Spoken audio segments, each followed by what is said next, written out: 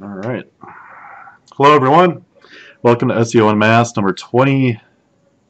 29 this week. I was going to say 28, but I forgot to change it. It is March 29th. We are number 29, right? I think so.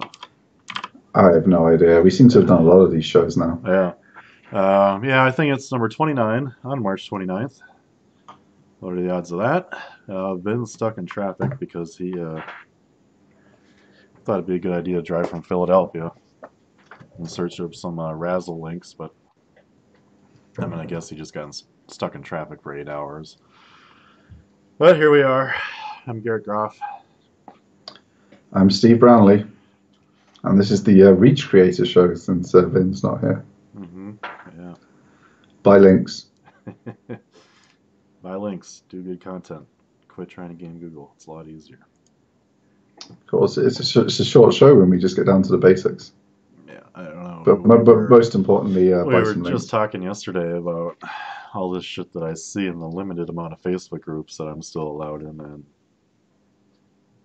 I know I harp on people, but why do you work so hard to cheat?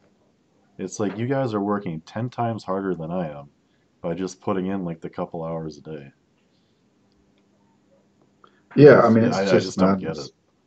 It's just madness. I mean, I had someone ask me today, like, so you don't think we should keep working on the PBN? And I said, honestly, if you need to ask me that question, then in today's climate, you're not equipped to run a PBN. No. Like, it's not whether I think you should run a PBN or not. Like, if you're really good at running PBNs, You know you and are, and you would never ask that question.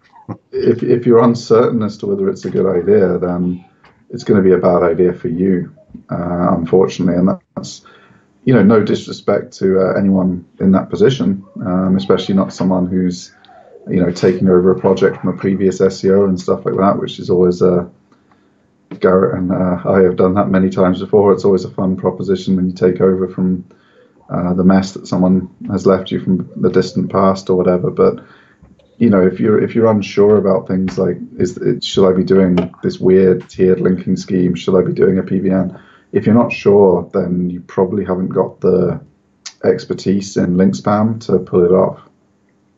And if you haven't, it's going to be really hard for you to make it worth your time, because you're going to spend 20, 30 hours just getting up to speed on the basics. Then you're going to make about 100 hours worth of mistakes in your first 6 months, and then you're going to be kind of good at it. And is that worth the learning curve? Probably not if you're starting from scratch. It'd be like starting to learn to play poker these days, when the ship's already sailed, it's banned in most of America, the fish are gone in the numbers they used to be. Like, yeah, can you start learning poker now and become a winning player online? Of course you can. Is it going to be worth the investment now compared with before? Probably not. I missed a comment from Sam. He's having a beer for me. Excellent. Tell him to pour some wine into it so he can drink the mix for the show. Wine beer, the new drink of SEO Unmasked. Oh yeah, it's quite the week. I saw some chatter in Facebook on Facebook groups saying that some people think there was an update revolving around not having a privacy policy on your site. And one of our sites does not have a privacy policy on it, and it lost like 30 keywords, so it's extremely marginal and there's nothing we can say on our end that's confirmed or denied at all. But that just seems, to me, like I'm on two sides of the fence, where I think that's actually kind of cool. Like, most legitimate websites that are deserving to rank and have publishing authority and power have that shit taken care of, versus spammy sites that never do it. Well, I think that leads to a really good follow-on, and I think people try and isolate too many Google ranking factors, like as if it was in a silo by itself. I think most of these things tend to form part of a group of signals, especially because you're bearing in mind the amount of machine learning they're doing. So the absence of a privacy policy page might not be an automatic trigger, because lots of you know, lots of small plumbers websites probably don't have one, but then they probably don't collect any information anyway. Right. But so it's not going to be an automatic thing like, oh, I haven't got a privacy policy, I'm going to automatically get penalized. But if you also stack up a whole bunch of other warning signals together, that might be enough to get a trigger hit in the machine learning algorithm and stuff. So I don't disbelieve any of the people. They may be getting hit, and adding a privacy page might help them get out of the filter, but it's most likely because they're doing a lot of other stuff wrong as well. Like they haven't even been bothered to take a free privacy page. And the site we had that didn't have one was kind of one we weren't really focusing on. It was just with some test content up. And right, yeah. You know, all of our proper sites have one because there's loads of free ones you can use, and you just tailor them to your needs. And if you're not really collecting any data, you don't have to worry too much. And you know, we don't use like Google Analytics and stuff, let alone Facebook buttons. So our data collection and sharing with the man is pretty minimal on our site. So, and we don't run like, you know, tracked advertising and stuff like that. You know, most of our stuff's pure lead gen. So, yeah, you know, it's hard to say because especially in these groups, you know, I don't want to insult anyone saying like the level of caliber is low. You know, it's just really hard to say. I mean, could it theoretically make sense it happened? Yeah. Do I think it's likely that's really the whole story? No. And like you're saying, yeah, I don't know. Sure, I don't know. It's just... Yeah, well, I mean, we had a client who actually told me he'd seen quite a big jump with this update finally after building quite a few links over 3-4 months. And obviously, it's not that he's been bonused or something. It's just that obviously lots of his competitors were up to stuff and got hit. So I think, you know, you just have to, but you know, it could all swap back around. Right. You know, you see these updates and people move up, down, and then everyone's kind of just like, oh, you know, we all ended up roughly where we were, because when they do an update that's massive and loads of people are hit, it's usually they've gone too far with something and they adjust it down a notch, they dial it down. Really, the first couple of Penguin algorithms were the only ones where they didn't do that. Since then, what we've seen is there's a month or two of testing, and then the big change kind of reverts mostly, and a few people are affected rather than the original mass of people shouting on the webmaster forums, which is why we kind of had the joke about it a few weeks ago, where it's like, we'll just do our Friday algorithm update from last week and talk about the latest penalty, because there's something every week now, and you're going to see jumps and moves. This one seemed to be quite a big one, but I guarantee you everyone who moved down in this one that one of our clients benefited from, I'll guarantee you every one of those wasn't someone who didn't have a privacy page. Right. Yeah. You know, I mean 100% of them probably did, given the niche they're in. Tech function took a little bit of hit for some reason. I really don't know why, because we don't do anything with it. Well, that's probably why. Yeah, that's the only thing I can think of, is because we don't put any new content on it. And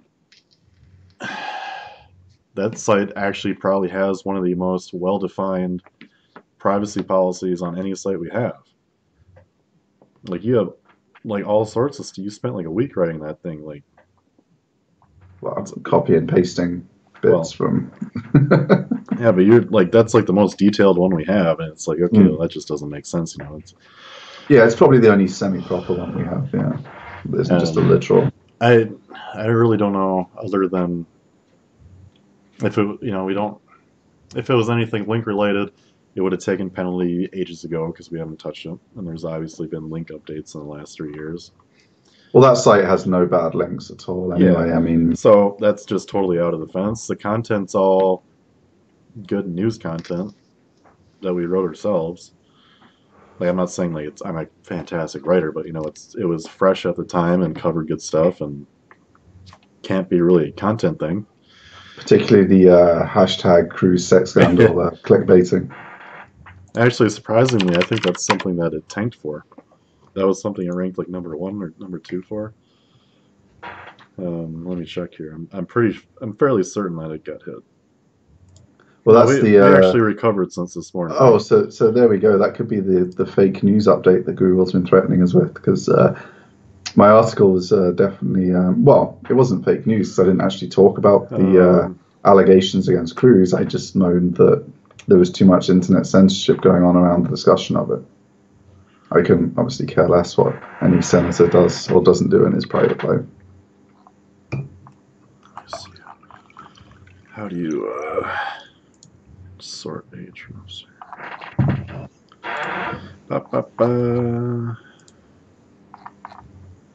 So many keywords over 50. All right. I don't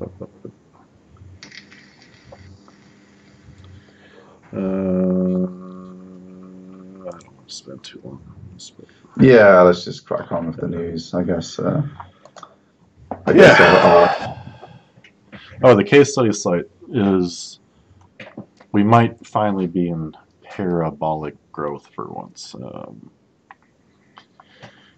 Finally, not just picking up a few keywords every week very, very slowly. It's kind of gone, you know, a couple, and then like 10, and then like this week it's 20, and then hopefully next week it's like 50, and then maybe we finally hit stride. We need a bit more content, I think. Yeah, we definitely need to get on some content. Yeah. See how things keep going. But I'll do one Sunday if you do one, and we'll put 2 articles up on Sunday. Well, if the girl in charge of this will just get going, you know. Kit. Hi, Kit. Please do some writing. Anyway, on to the news. I guess really quick, I think tomorrow I'll have time. There's only a few videos left for the 24 hours of SEO. I'll cut them up and get them uploaded. Then we'll just be all done with it. I guess it's been a few months at this point, so. Yeah, and we'll have the we're moving away from the original site. So there's going to be a new site. Excuse me. For the 24 hours going live. So we can have a blog and stuff, because it was just a landing page originally with the opt-in and stuff. So it's going to be more of a proper website. We'll have some content from some of the speakers coming and some cool stuff. So looking forward to that. Yeah. All right, on to the news. Finally. If Chrome can work properly and load a fucking page. This week, I think I put all the links in the description right away, because they don't want to work in the chat. So if you want the links, they're already everything's lined up the entire show for the most part. I'll have to add in the review later. But yeah, Ed Wilson at EDDJTW shared previous results with you before at Search Martin. More proof that you do need to care about low-quality links regardless of what Google says. He's kind of going on to say they did disavow a bunch of links, and that saved them. And Google has been, I don't want to use the word quoted, but they've mentioned that maybe disavow doesn't really do anything anymore because we're just devaluing shitty links, and we're not exactly applying penalties. When I was reading through this, oh, he did say it was not a manual penalty. Okay, I don't know how I missed that. It was like the top comment, but yeah, I mean, this one kind of caught my attention because last year at Search Love, in the they kind of have a "Don't Tweet This" segment, but they call it something else. I forget what it's called now. Wait a quick look. Let's Get Real.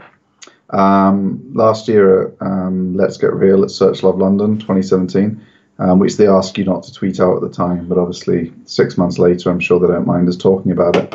One of the speakers was saying he had a couple of clients that had been penalized, and they just went and kind of redid the disavow file, barely added anything to it, just made sure it was changed, re-uploaded it. And when Google crawled it again, their clients popped back for the keywords they'd been hit by. So it seems like from this Ed Wilson's evidence and from the stuff that was discussed in the Let's Get Real at Search Love, that keeping your disavow file updated and popping the occasional update to it up when you see some bad stuff, even if Google isn't, it might go the way of authorship and they might turn this off at some point and just never look at the disavow file again. But until they turn it off, it does seem like in cases where you're pretty sure you were hit by a penalty that was one of the link updates, it seems like it's worth your while just keeping it up to date, keeping disavowing things, and giving yourself a chance of popping back, because there's a few bits of evidence floating around now from somewhat. He had a little pro tip saying you should make separate disavow files for all variants of your website. So www versus just domain.com and HTTP. I think you did that though when we had that test site that we'd deliberately got penalized. Yeah, I think you did one. I didn't think I did. Yeah, I think you did. Yeah, we don't have much experience with penalties because, you know, I guess we had to buy like 15 packs of Sherlock Does Google to get a penalty, so it's not something that comes up very often. I guess why I'm thinking of that comment is because I guess I was more hopeful that the algorithm could lump all those variants together in 2018 versus 3 or 4 years ago. Maybe if I did do it, it made sense. Yeah, it was a long time ago. Relatively infantile algorithm at that stage with the disavow stuff, but now that Google's claiming to make so much work at knowing which links they're just not going to value and when to do a disavow and all that shit, it's obvious that, to me, they're still relatively clueless, and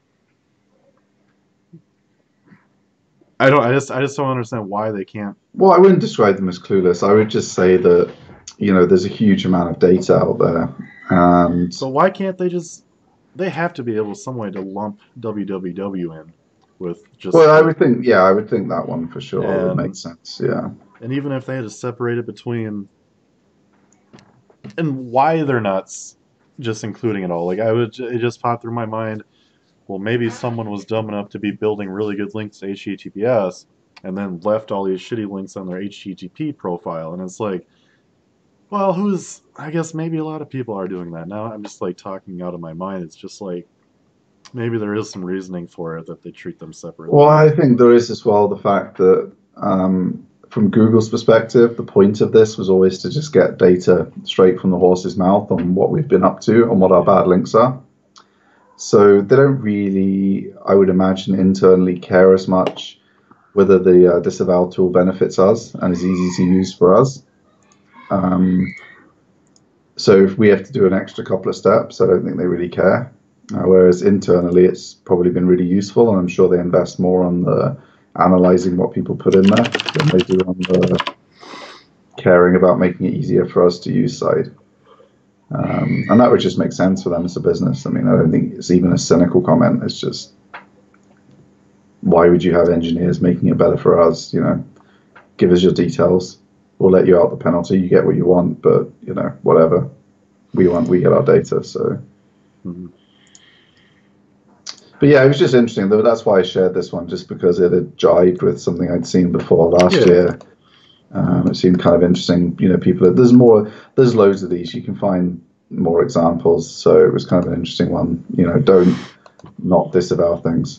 I'm looking at this guy's comment in the thread, and someone asked them how they determine the toxicity of these links. And I'm kind of disappointed in this guy's response. He's saying exact match anchor text was something he considered toxic. That's problematic to me, because just because you have exact match anchor text and you're way over optimized to say, doesn't mean that website you have a link from is bad and should be disavowed. Well, you're disavowing an individual link, but I mean,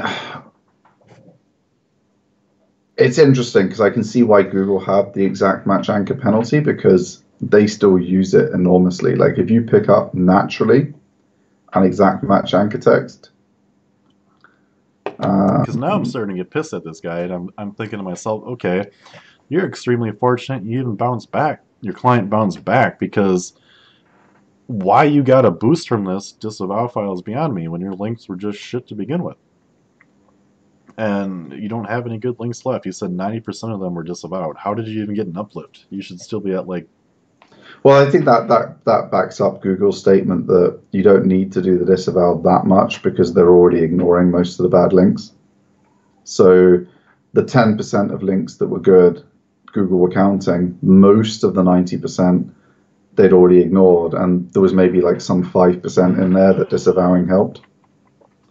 Not to judge the links, but filtering a low DR will naturally highlight low quality. I disagree strongly with that. That's just lazy. Extremely lazy. I don't care if you even had like 1,000 pages of links to go through. That's just lazy. I can't imagine how many good links he probably just automatically disavowed because they were low DR. Stupid. I know DR 75 sites on Ahrefs that get 0 traffic. Did you keep those links, you dumb fuck? I know DR 10 sites that get over 1,000 hits a month. That's just stupid. Yeah, I mean, a relevant, niche site. Like if say you're a hunting site and you got some dude who runs a really good, like shooting site, but he just gets direct traffic. Like it's really niche. His buddies all read it, but he's got pretty low DR. But there's nothing spammy about him at all. Like it's a perfect site to go link from, and he might only have like 50 outside links. So he's got like a DR of 15, but you can't get a better link. I mean, he's got the. And what people miss out on is that link over time is going to become much more valuable, because as this small site slowly grows, in 2 years from now, who's to say that guy is not the new authority on hunting shit or whatever? Yeah, he's got an audience that cares about him, and more importantly, like when you get that link, his audience actually gives a shit about your content and might actually click it. Mm-hmm. You managed to pay one of these PR people to slap you on Forbes or whatever. I know Forbes is cracking down on it, and I apologize to them for using this example again, because they're one of the publishers that's taking it seriously and trying to clean up that game. So they actually deserve more credit than abuse. So, but yeah, you pay one of these PR companies to slap your link on an irrelevant article, and no one's clicking it and buying your guns or whatever you're allowed to sell online in America for hunting stuff. I don't know, like your tactical torch or whatever. I don't know. I'm not an expert on. Garrett handles all the outdoor stuff because he's a Minnesotan. He knows what the outdoors is. I think you can buy everything but firearms. Okay. Yeah, so your hunting gear, sights, camping equipment, tactical torches, whatever you need. I mean, like closing up, I know we talked about it a lot, but the days are just really numbered for people that, I mean, there's always going to be people spamming the internet, but the days are getting closer to where, like I open the show with, why are you working so fucking hard instead of just being good at what you do? It's a lot easier just to like do the work, and like it's just insane. Dumb. I don't know. Whatever. Anyways, next on the list, how Facebook helps shady advertisers pollute the internet. They go out and find the morons. One. Bloomberg. I should be on Bloomberg, right? Yeah. Cool. Sorry, I was on the next one.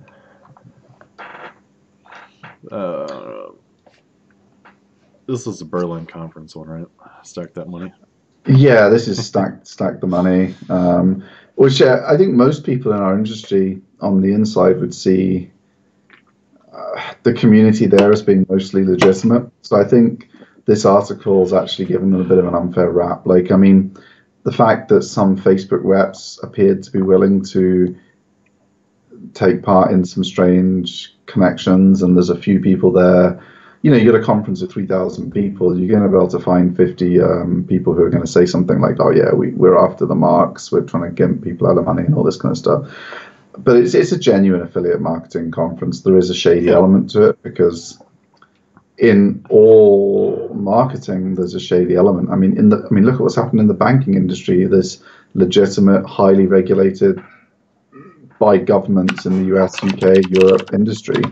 There's been nothing but fraud and scandals over the last 10 years. Mm-hmm. So, of course, in a less regulated thing like vitamin supplements, which I think, I'm correct, the FDA still doesn't regulate, right? Like, as long as you don't make medical claims, you can sell a vitamin for whatever, can't you? Like, so obviously when you've got people who can sell $100 a month vitamin supplement packs legally, you're going to have some people that push it pretty aggressively. But some of the quotes are pretty funny, like the we don't have to find mugs anymore. Facebook finds them for us and stuff like that. It's, and that was talking around the Facebook's conversion algorithm. So I think we actually, really interestingly, we spoke about this before on the show. It was something that Rory Sutherland said during his advertising discussion at one of the big conferences. So, say you sit down at an advertising meeting and you're promoting a drinks brand, cheers, as we said at the time, and you have and in advertising they have kind of open brainstorming, so they can just say anything. Any idea is a good idea as long as you'd make a good decision at the end.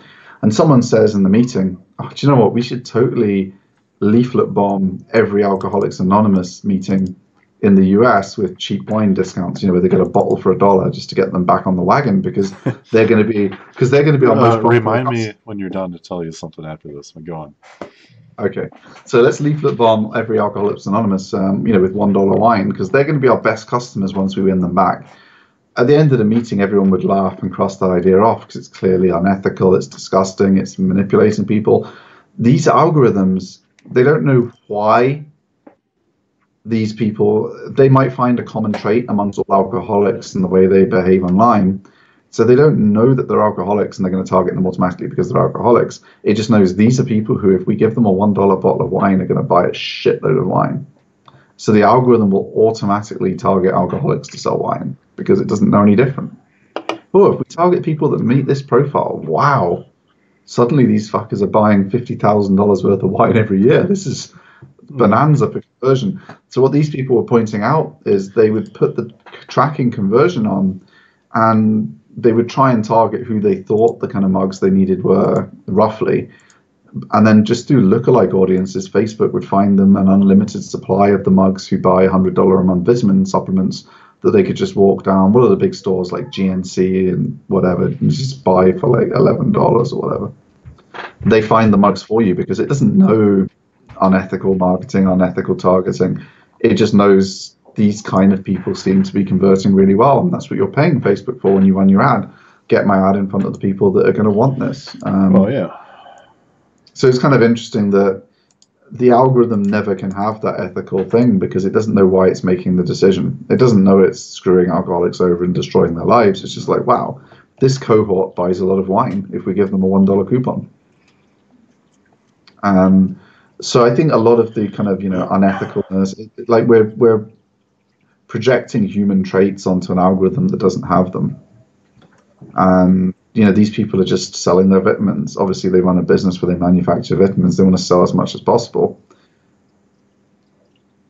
The algorithm's going to facilitate it. So I think the whole thing, it was a good article. It was kind of interesting, but I think the conference has been given an unfair bad rep. And I think they're projecting all these things on there like there's some evil genius division at Facebook that's deliberately like, who are the dumbest people on the planet? Let's sell them vitamins. So really, they just have everyone on there, and certain cohorts are buying more vitamins. Certain cohorts are more likely to become gamblers. Certain cohorts are likely to go back to drinking heavily beyond what they can sustain. The algorithm doesn't have human traits, and we need new laws and new ways of thinking and new ways of wording things if we're going to actually get to a solution, because punishing Facebook doesn't fix it. Because good advertising is always going to be advertising that appeals to the right people to do whatever action you want. There's things people can do to protect themselves, of course, like not use Facebook. That's the biggest thing you can do is to avoid Facebook ads. Not run an ad blocker when you read news sites, so that if you're an alcoholic, you don't see alcohol ads alongside your Guardian article. There's things you can do to protect yourself in the online world. One, no script, so that scripts that you don't approve don't get to run while you're browsing and stuff like that. But in terms of the industry as a whole, we need different ways of describing stuff so it's less emotive, I think. If we're going to, because pretending the algorithm is an evil advertising genius that decided to letter bomb with coupons every Alcoholics Anonymous meeting in the US is a disingenuous way of looking at it, because that's not what the algorithm decided to do, and it's not what Facebook designed it to do. So whilst I'm, as you know from the show, if you've watched it a few weeks, I hate Facebook and I'll never be their biggest fan, but I think this kind of jumping on the bandwagon coverage is a little bit unfair.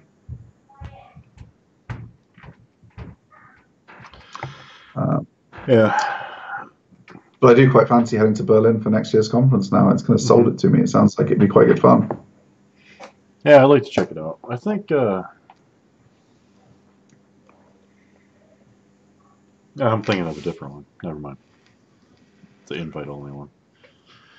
Oh, SEO Oktoberfest that that Joe was talking the about. legendary Cygnus SEO was talking about on the 24 hours.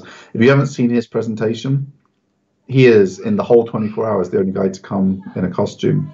Although Nick Eubanks did wear a shoe on his head. So he was actually responsible for raising 8% of the total funds raised just by wearing the shoe on his head. Yeah, Charles said he'd keep donating if Nick put the boot on his head, the shoe. And he did. And to be fair, we were really grateful to get Nick Eubanks on the show, because as a lot of you guys know, his agency, I'm From the Future, they bought Webris and one other agency, like a creative design agency, all that week. So it was a pretty crazy time for him. So to get him on the other one that they bought, I can't remember, but Webris were the better known, I think, in the world. Well, in the design world, you'd have known the other one. Like if we were creatives, we'd have known the other agency, but because we're SEOs, you know Webris just because it's Ryan Stewart, isn't it? That was always on the speaking tour, and so pretty cool times. Though it's a head-to-head battle in Philadelphia. Nicky Banks and Will Reynolds. If you are in Philly, you should be checking out. Nick's been doing a monthly meetup at his office. That's actually where Vin was yesterday, and then he was meeting with a client today, I believe. Something like that. And that's why he's late today. He's still stuck in traffic on his way back from Philly. But I know Nick advertises it on his Facebook, and I'm sure wherever else you read about him, he's talking about it. I believe it's free, and I'm sure they're talking about good stuff. So go check it out. Yeah, I mean, Nick is insanely smart. I mean, his term frequency, inverse document frequency analysis was, I mean, I've watched it twice now. Going to watch it another couple of times probably to make sure I get, because we're building some tools around that at the minute. I want to make sure I code everything exactly right. So that guy's really smart. You can see why his agency's doing well. It's pretty cool. Pretty cool. Yep. For sure. So in one of the Facebook groups for local client stuff, there was this chap who came up with a business card that said, word for word, "Are you alcoholic? We deliver 24/7." Or something. It was for some wine shop in England. And I was the first to comment on it, and all I said was, "Are you an alcoholic?" An alcoholic, not just "Are you alcoholic?" And his whole premise was, "Do you think this is good direct marketing? Do you see any ethical flaws with this? Blah blah blah." And before I even get there, man, you have so many grammatical errors on here. I hope you didn't actually give this to people. And it turned out he'd actually been handing this out to people, homeless people in the streets, all sorts of shit. And I'm like, it's like, dude, I guess I don't really care what you're doing, but if you're gonna be doing this, can you at least be doing it half-assed properly? I don't know why I'm so upset about the grammar on a business card, but it's like, do your clients know you're doing this? Because I have a feeling they probably wouldn't appreciate it. And then he got extremely defensive and was editing and deleting comments that he was making. It's just like, okay. I think when you have to start a question with, do you think this is ethically questionable? You already know the answer, right? I mean, well, then he responded to me about my grammar Nazi stuff. He's like, "Do you think an alcoholic cares?" And all I said was, "I do." And I don't know if he interpreted that as I think an alcoholic would care, or my real intention yes, I'm an alcoholic and I do still care about the grammar. So it's like, Well, I don't think he understands the joke. no, he does not. Judging by his Some other his people grasp got of some other the people like got it, and they're like, oh, of course, they know me, so that's why it's funny. But it's like, yeah, I do care. It was just like, really, man. Yeah, like you said, if you have to ask, what the fuck do you think the deal is? Come on. That's just, yeah. They do our industry so many favors, these people sometimes, don't they? It's like, is this good direct marketing? Oh yeah, definitely, dude. Like getting alcoholics back on the source is the ultimate goal of every wine company. I mean, come on. That's not what they want for their business. They want people who enjoy a glass of wine to enjoy a glass of wine. They don't want to kill anyone. Yeah. Next up on the news, I saw over at the round table, Barry had an article on Google's been testing expandable site links with snippet teasers. So, like sometimes you'll get a site and like Macy's or something, they'll have site links to the men's section or the women's section or apply or not apply, but home, whatever the fuck. Now they're kind of doing some interesting stuff. This must have been a mobile search from the screenshot. It's just a long list. They still have like ladies or the sale or men for whatever H&M is. I guess that's in England. Yeah, it's kind of like a cheap, like fashion and accessories type store. I don't really know. I'm not really down with the kids. I don't really get it. But I guess, I don't know what, now that I really think about it, so these are expandable, but they didn't do a screenshot on what they expanded to. So I guess I'd be curious to actually see what they were. Well, I'll try searching it. I'll try searching it now. Like try H&M. I would guess it's just the rest of the meta description for that page. Yeah, I mean on desktop it's still just the normal site links. So exactly what you see there. Are they expandable? No. So I'm going to try on mobile now on Chrome.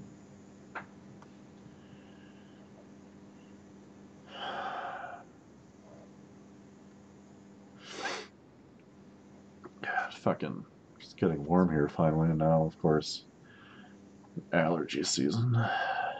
March 29th. Yeah, so if you click ladies, you actually get like the whole menu from their ladies section. So you get clothes, jackets and coats, dresses, tops, cardigans and jumpers, accessories. So you go straight to the ladies accessories section from the site links, as if you were on their site already looking at the main menu drop downs.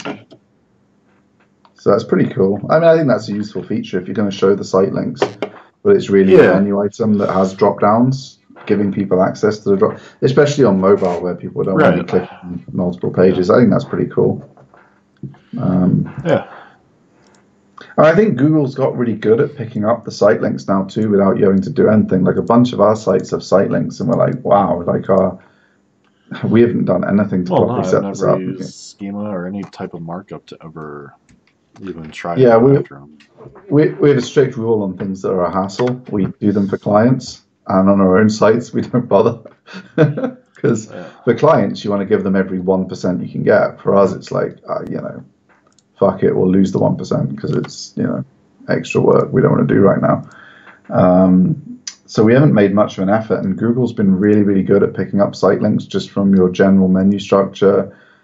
Some of our sites have, I think these days most of them are JavaScript drop downs and stuff, and it's still picking up proper site links and things. So I think they've got pretty smart. On our sites? Yeah, because we use like themes that are mostly just built that way. Back when we did it ourselves, it was like 100% CSS drop downs and stuff. But I think it's mostly JavaScript now that we're just. Is that what I don't even know if that is that what Divi does. I think so. Yeah, I'm pretty sure. I'm pretty sure it's. I guess we can tell. We'll look later. But yeah, I know when I did them, and we did them ourselves, they were all CSS menus and stuff. Yeah. Yeah, of course. I'm pretty sure. I'm pretty sure it's mostly JavaScript now on the themes we use and stuff. Yeah. So yeah, Google's pretty good at picking this stuff up, but if you can have a look at what H&M are doing and replicate getting some more detail on your site links, I think that would be a super cool thing to focus on. Next up on the list, this is an interesting article from Ann Mills on LinkedIn about the ad world and something that I love advertising stuff. I've always hated doing an hourly rate for a lot of reasons, mainly because I believe it usually fucks over the client pretty hard. Even though back in the day, the whole idea was, oh, if we're getting billed by the hour, me as the client knows exactly what I'm paying for, versus me just paying a straight 15% commission.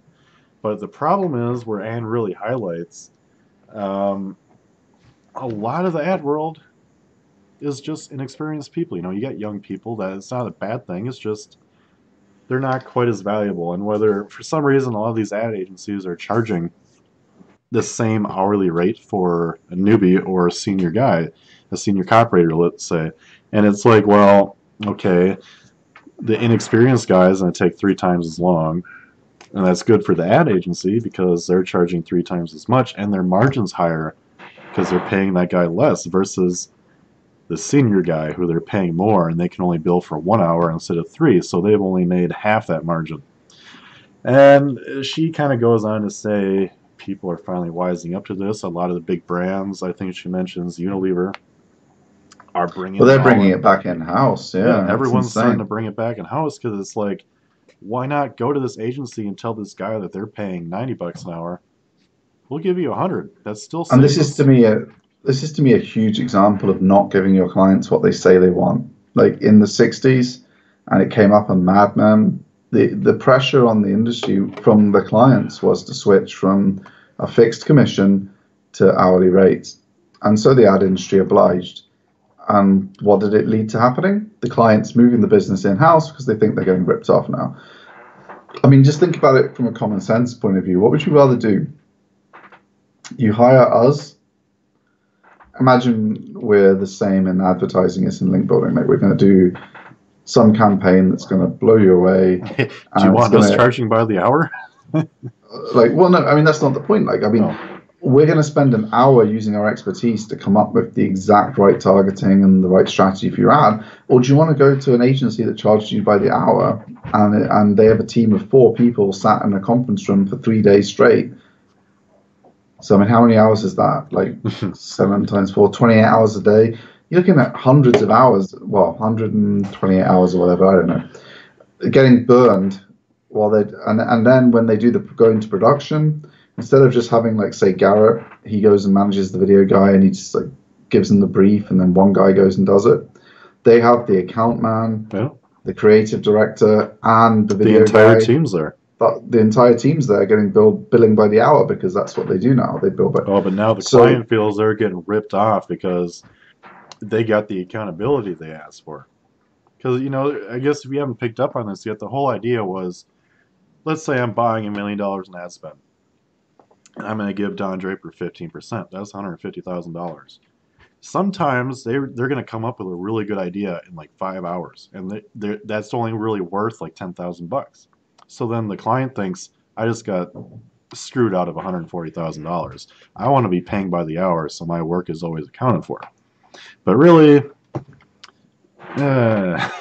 obviously every business is going to say, how can we milk the client now? Because now we're by the hour, and there's really no accountability because they don't know the process still.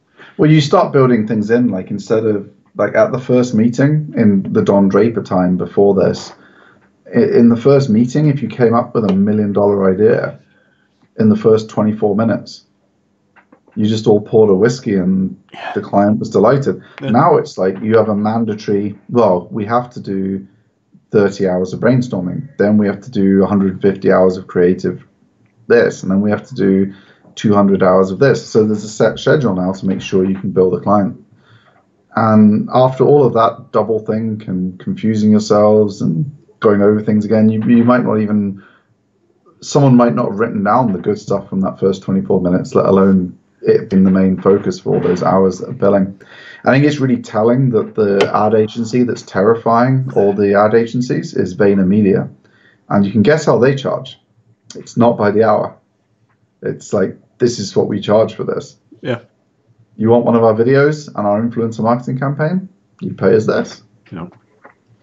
And it's like, who cares if we come up with the idea in 5 minutes or 15 hours or 400 hours?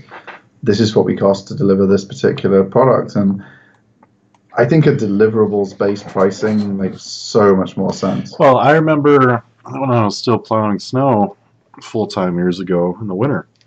Most of the industry here is by the hour.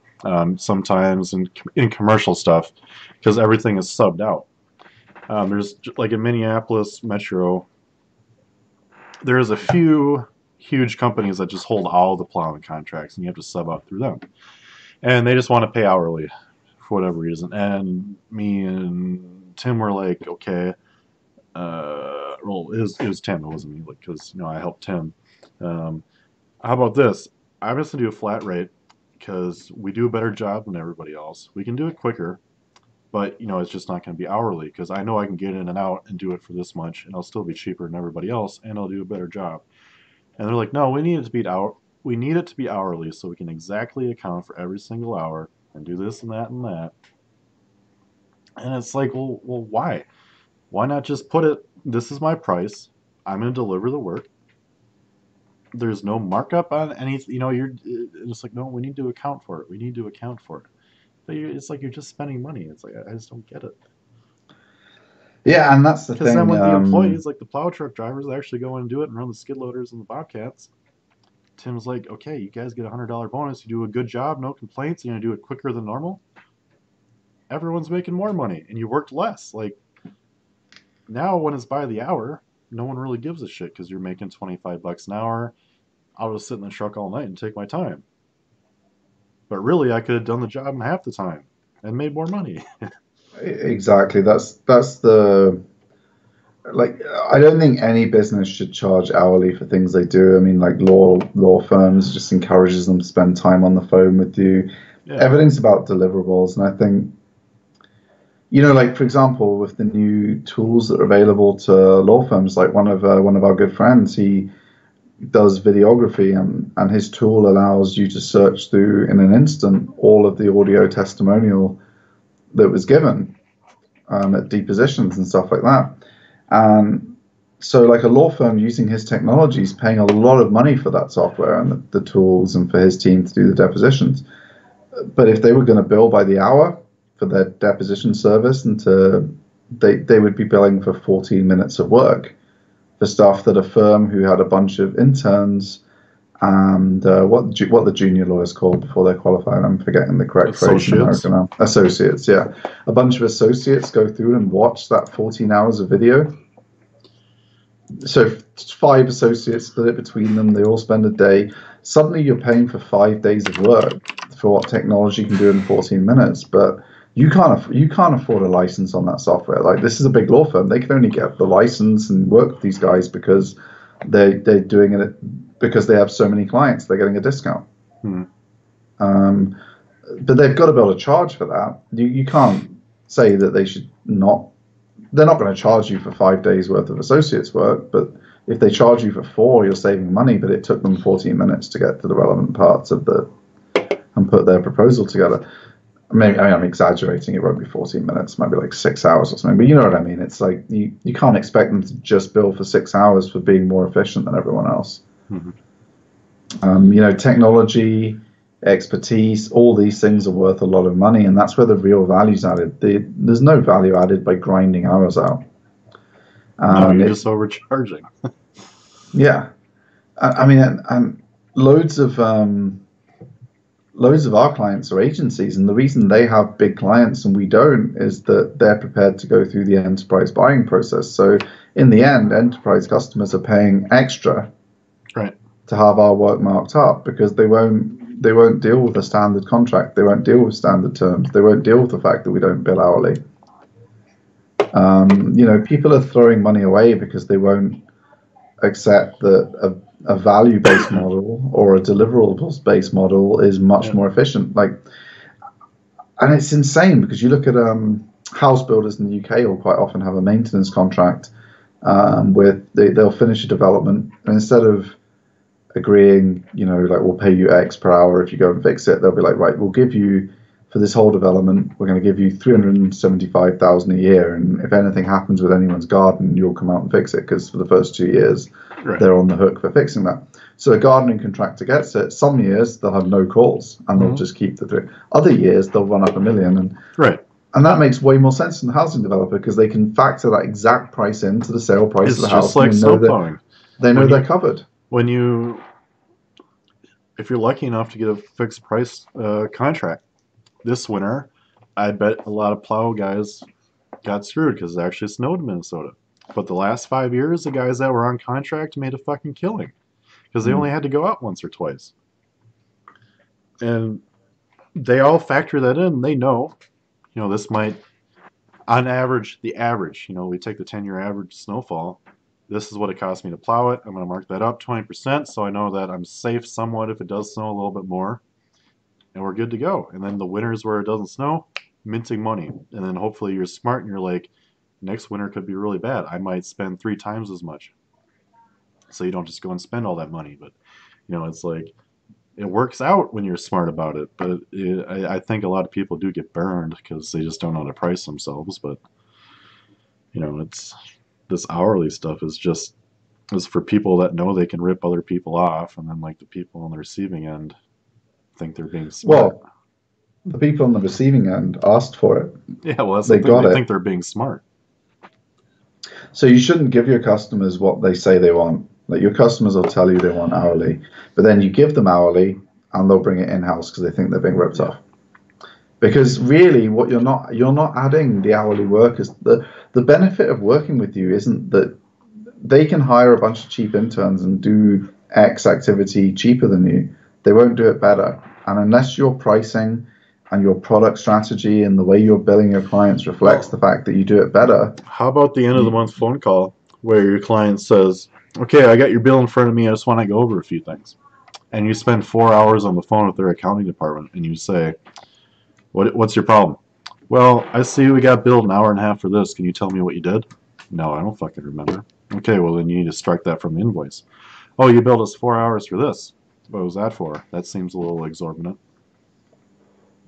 Oh, that was necessary. Well, we don't think we should have to pay that. Can we settle on 2 hours? And then all of a sudden you spent an entire day on the phone getting beaten down for like $1,000 or something stupid.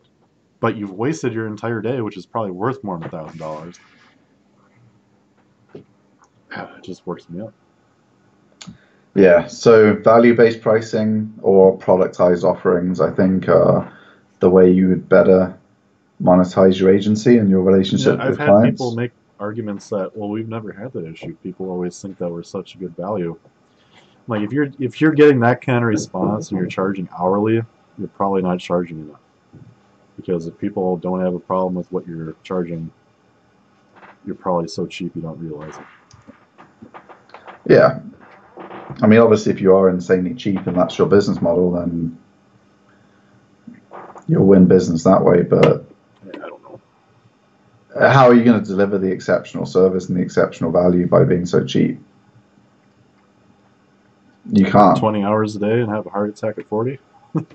Well, you won't. Yeah, you won't retain talent, so you'll end up doing most of it yourself. Yeah.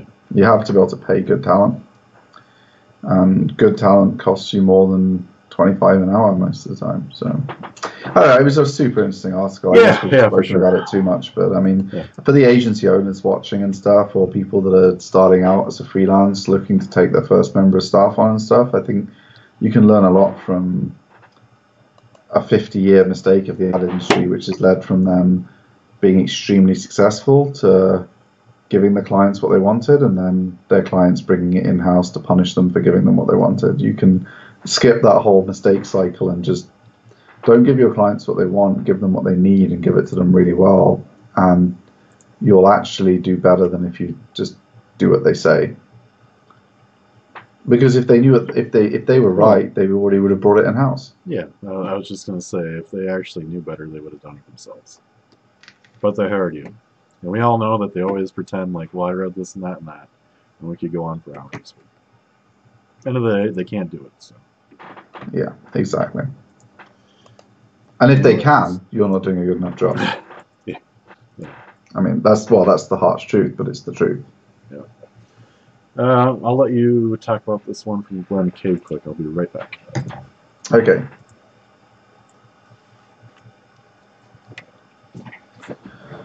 So basically, it's just some charts that Glenn posted showing the Google updates, and it was kind of what we were talking about earlier in the show, where the update comes and you kind of jump, and then it all goes back to kind of trend again. But there was a lot of volatility on the 23rd. But yeah, it was just kind of interesting to see a continuation of what we've been chatting about earlier, where over 90 days you'd see the trend, keywords are dropping. And I think it was something that we've had a couple of guests on talking about as well, where people are seeing a trend where their long tails are doing really well and their head terms are dropping off. So it's just some more data to kind of back up stuff we've already spoken about. Didn't have anything really new to say here, just penalties come and go. You have the jump, the drop, or you have the drop and then the pop back up. They usually kind of dial down the gauge again, but it's interesting just to see something that we've talked about on the show before, with the trend and the keywords going from, you just have this massive raw number of keywords you rank for, and that correlates your rankings to people are seeing the overall number of keywords dropping, the narrow head terms they've got dropping, but they're seeing pops in traffic when these updates are happening because they're picking up more long tails and stuff. So there wasn't any new information here. It was just someone sharing a graph that showed some stuff that we've had some guests talking about on previous shows. What have you? Yeah, that was it really. Nothing exciting on that one. No. Nothing. So you picked a terrible one to leave on because I had like 2 sentences prepared and had to waffle for 5 minutes. I remember I had some thoughts about this guy. But I'm an asshole. He's like, welcome to Google Hand, smiley face. And it's like, yeah, this shit hasn't changed in a decade, man. And this guy is way older than me, judging by his picture. It's like, what's new? We're all way older than you, judging by our pictures. I mean, you're still what, 16 or something? That's how big. Going on 50.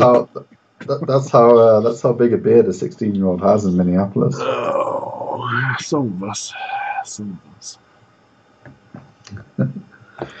So just to remind you, New Yorkers, if you want a beard like Garrett, but you can only grow a New York beard, MinnesotaCountryBeards.com. Place your order now. And if you don't remember that joke, sorry, you haven't watched enough of our show. But when Vin comes on, you'll see what we mean. Oh, next on the news, BuzzFeed. This is an opinion article, obviously. We beat Mark Zuckerberg in Hawaii, and we can beat him again in Washington.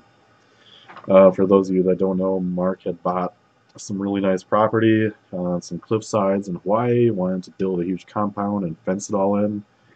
It was part of a public beach or some shit, and he thought just because he's a billionaire, he can buy it from the state and they can't do anything, and obviously never happened. He spent a lot of money on lawyers. Now we got some more people ganging up on him saying, so what, he wants to build this relatively same thing in Washington state now on the ocean, or what? I think it's more of a like analogy. Oh, like okay. Campaigners, like grassroots people beat him with what he was trying to do in Hawaii. Facebook can be reined in Washington. So I think the message is that politicians need to learn from, when there's something that people really care about, it can be achieved. I mean, I really just shared this one just because Zuckerberg kind of has he's like this nerd entrepreneur image, and people think of him as this harmless.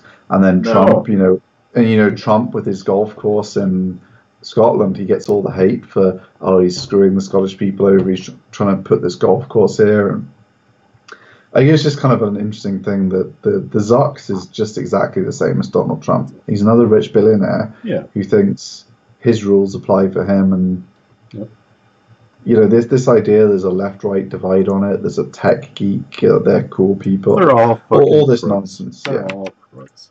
Doesn't matter. So you could replace Zuckerberg and Hawaii in this with Scotland, Trump, and golf course, and it's the same story.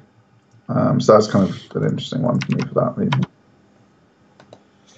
Yeah, the Daily Beast. The new law that killed Craigslist personals could end the web as we've known it. The cliff notes are these new laws are saying the website is responsible for anything that happens on it, regardless of the intent of the website. Because only for sex work initially, though.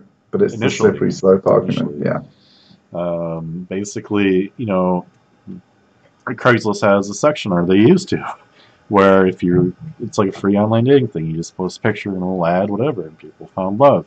But obviously, it was abused. You could be a prostitute and, you know, elicit yourself, is that the word? Or you could elicit the services of a prostitute, and, you know, that's illegal.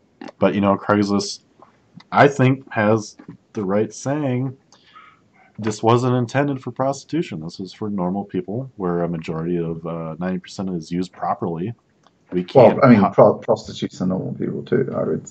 Well, obviously. You know what I mean. Like, people, there are a vast majority of the people using this forum are for going on a date, no matter how strange it is.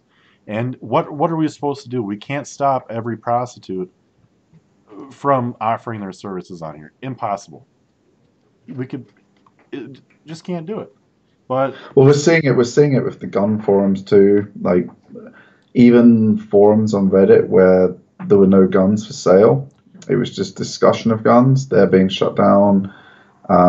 Just groups on Reddit which there were no men in. It was just female prostitutes discussing the business with themselves. They're being shut down because the people who run the platform.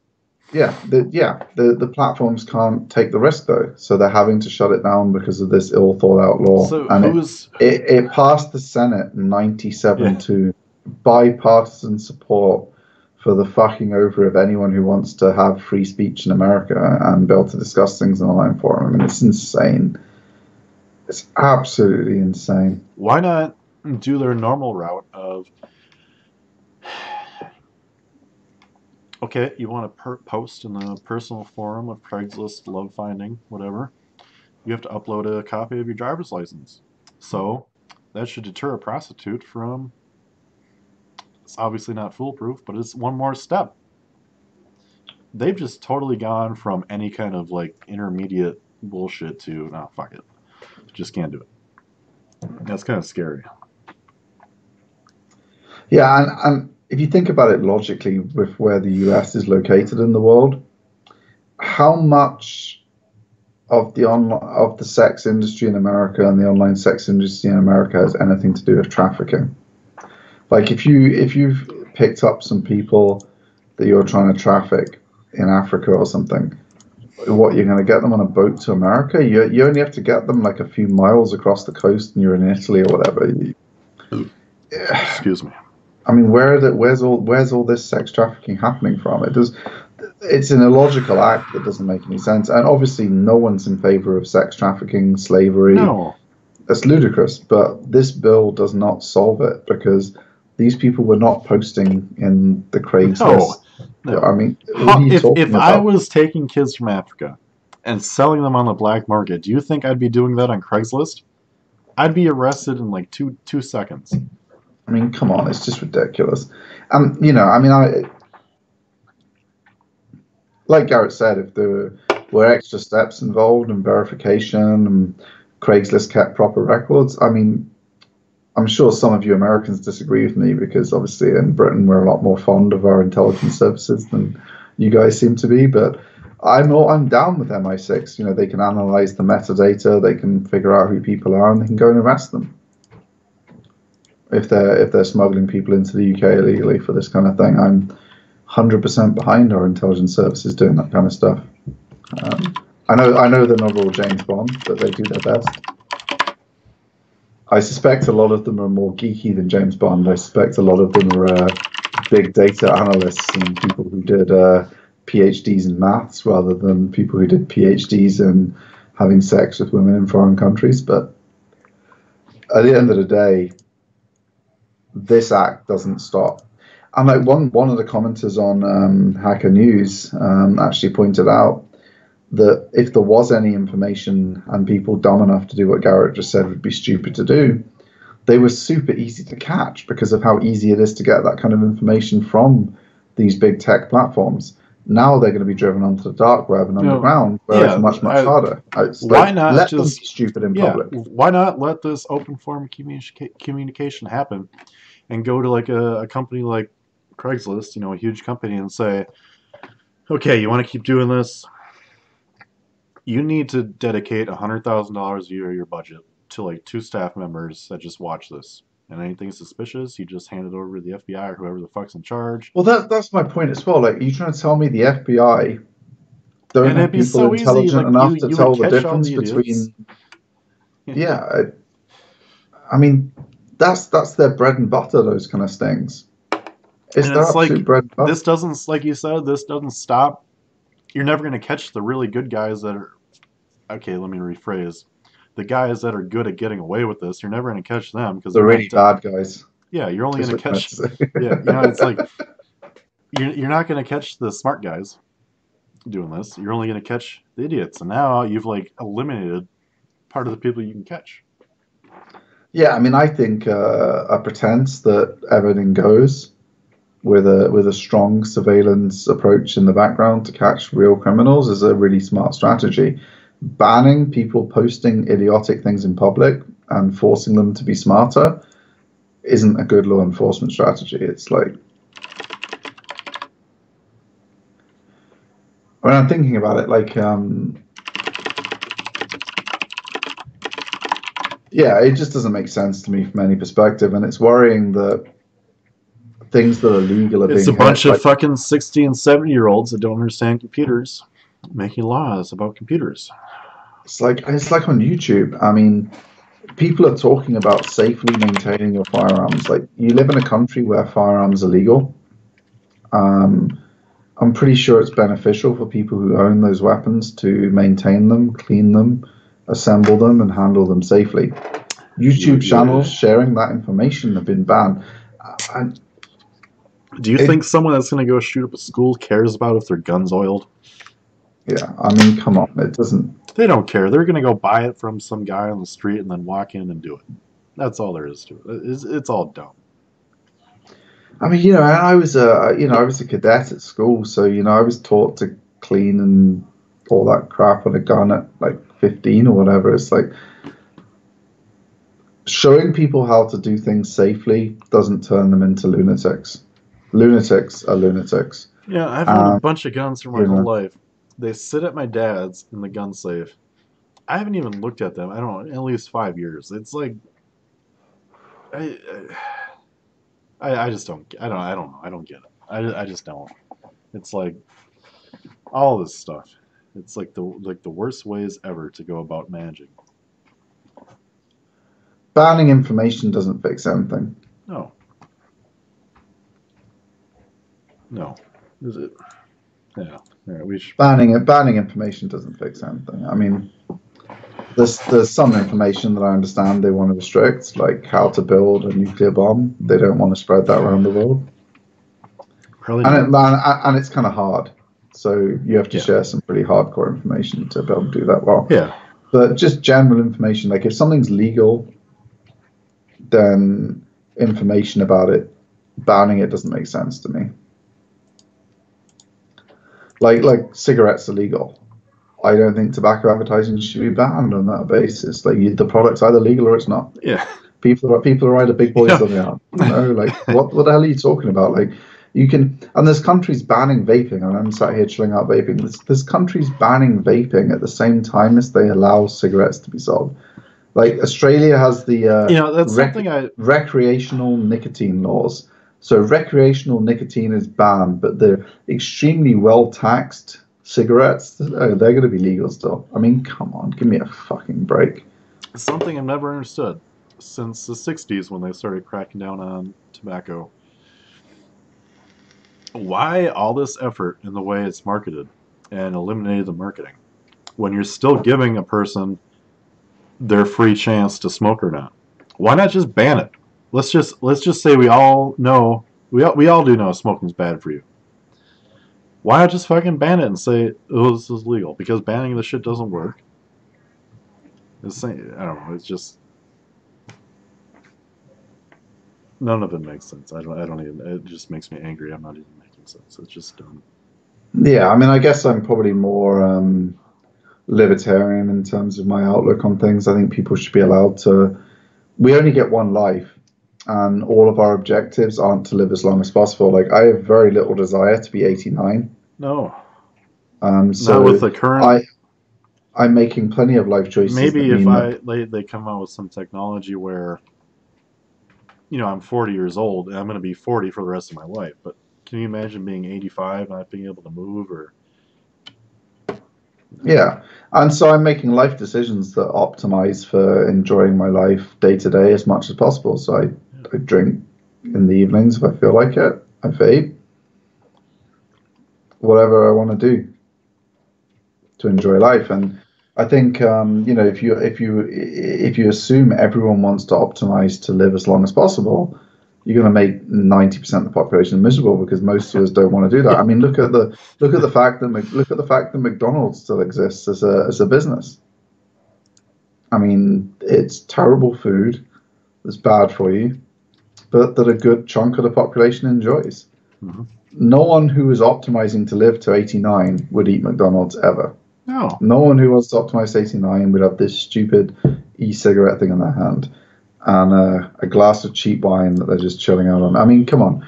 But we optimize to enjoy our lives. What did Pete Campbell say to a senior? It was the research lady. It was on the first episode of Mad Men. We have a death wish. Yeah. He's actually right. We do. Yeah. None of us want to live to when.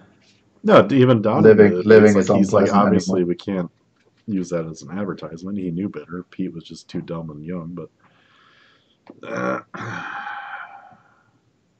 have no interest in being 80 and not being able to get out of my chair. Might as well just give me a fuck ton of morphine and call it a day. It's like, what's the point of that? I don't know.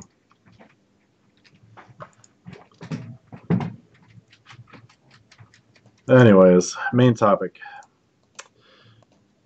We're going to be talking about how to figure out how far behind a competitor you really are as far as links and content goes.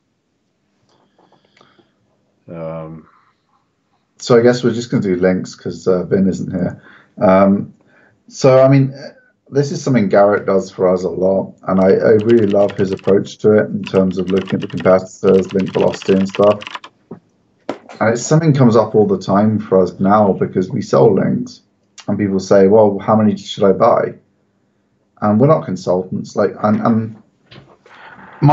I hand over to Garrett to go through his process, I just want to talk about why all things aren't equal and why we don't answer that question, because we could just do this analysis in a few hours and tell you.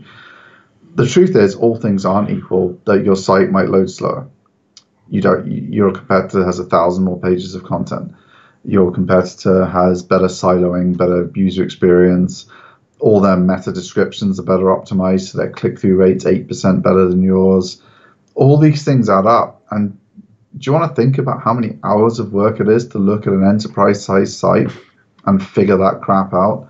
It's insane. You want me to do 20 hours of work for free and then give you a number. And then, do you know what? You're going to hold me accountable for, you told me 30 links a month would be enough or 50 links a month would be enough. If I'm wrong, you're going to hold me accountable, but I'm not charging you a markup for consulting. I'm just charging you the wholesale link price. That's not going to work for me. It's not going to work for you. You're not paying for the risk. I'm not benefiting in profit from the risk. You have to do the work yourself, which is why for free, Garrett's now going to tell you what he does on Ahrefs to work out how far behind on links you are and what you need to do to catch up. Yeah. So let's assume you're starting a site from relatively nothing.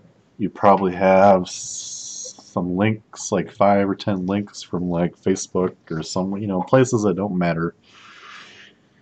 And you're like, okay, what do I do? I know I need to build links. I'm smart enough to realize that.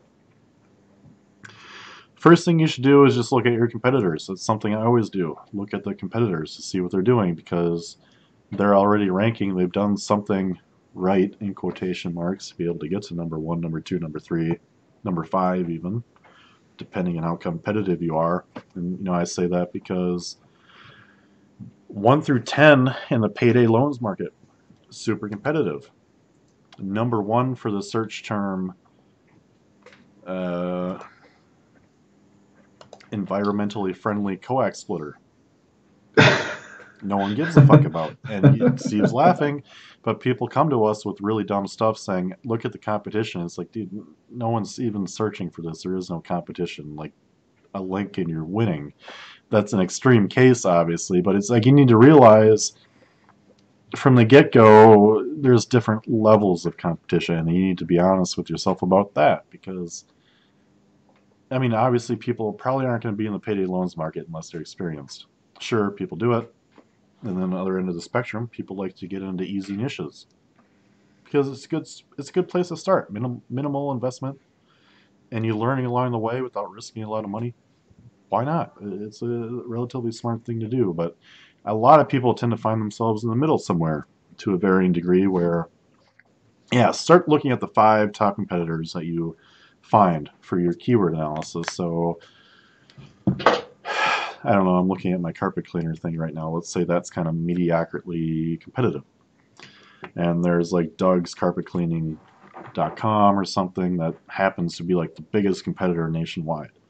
They just rank for everything carpet cleaning, regardless if they're selling the vacuums or they're offering a service. They just have it all.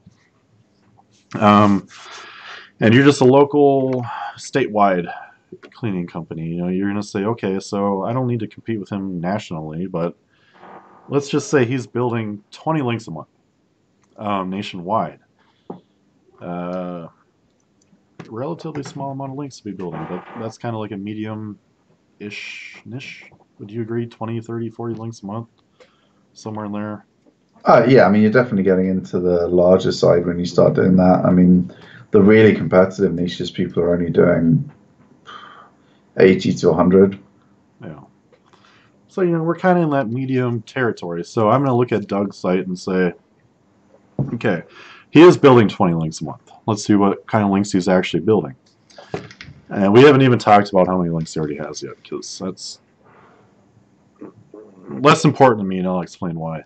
It is important, but it's less important than this, because people get kind of strung out on the point that, okay, he's building 20 links a month. If I just start building 30, I'll be okay. Well, it's like, well, no, you still need to catch up to the 500 he's already built, but because we're local, probably not as much. So we'll get into that in a bit.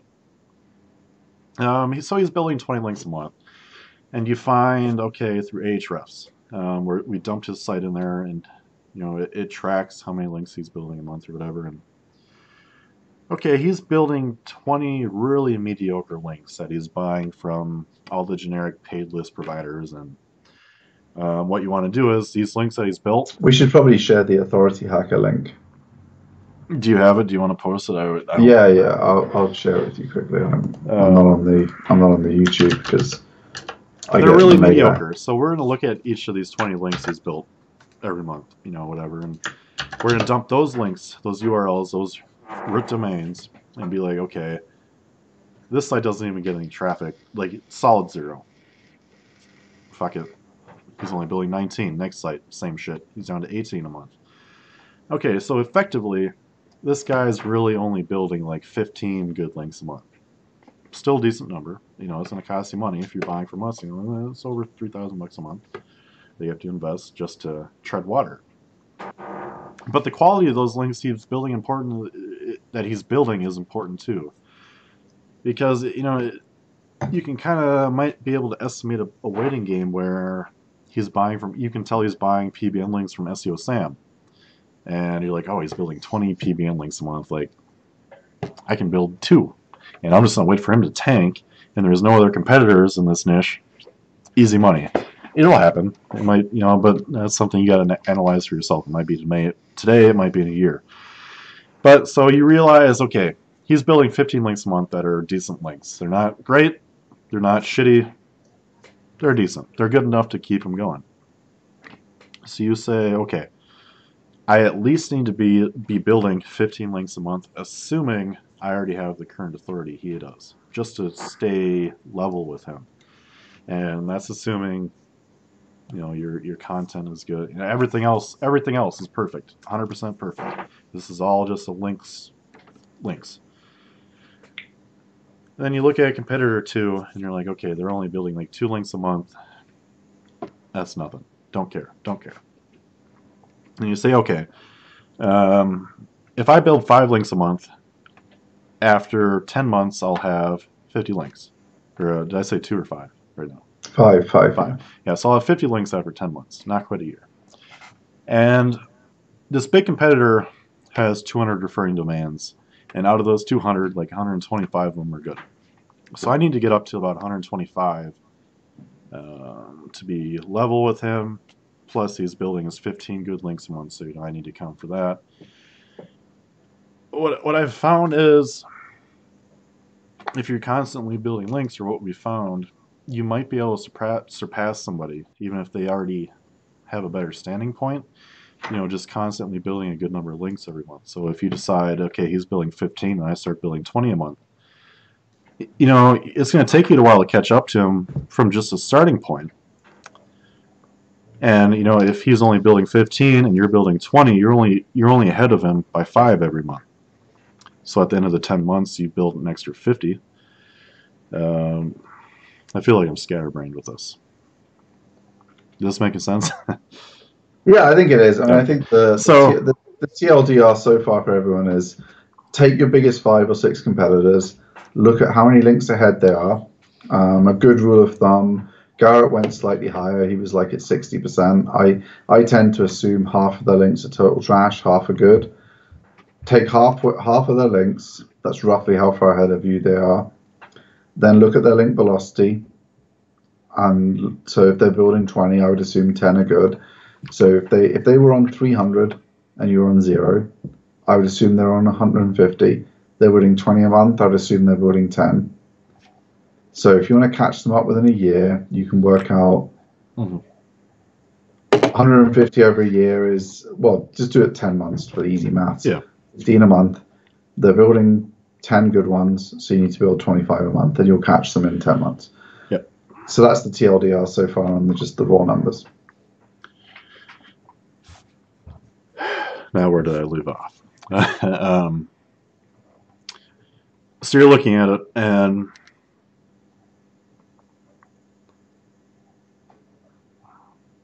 totally lost my train of thought. Relevance, I guess you're probably going to Yes, okay, yeah.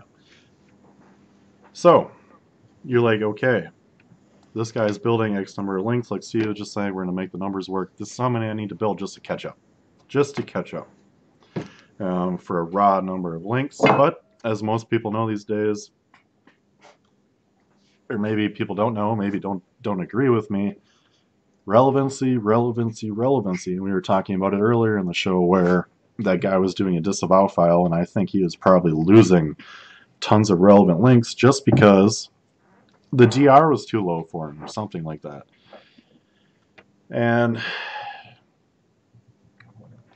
aside from looking at your competitors, how many links they're actually building, and they're saying they're good links just based off the quality of the site, then you say those 15 links a month that you think they're building are good. How many of those are actually, like, just because they're from a good site, excuse me, how many of them were relevant, like really contextual, relevant articles that natural reasons to write about this, blah, blah, blah. And you might start seeing, okay, they're building these 15 decent links, we'll call them.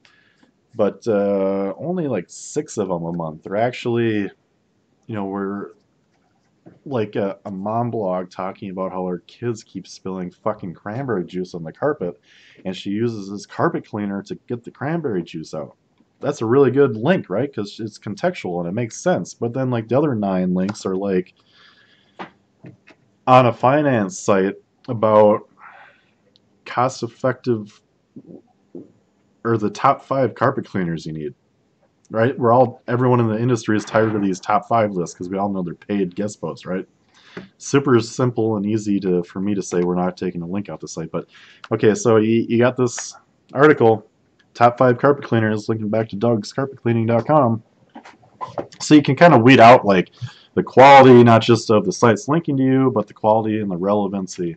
And it is my personal belief, it always has been, that this relevant type stuff, even I will go as far to say, if a website is totally unrelated to you, it doesn't mean you cannot be contextually relevant and have a really, really relevant reason to be linking to a site. When I say we go back to a finance site where the top 5 list, what if we had an article about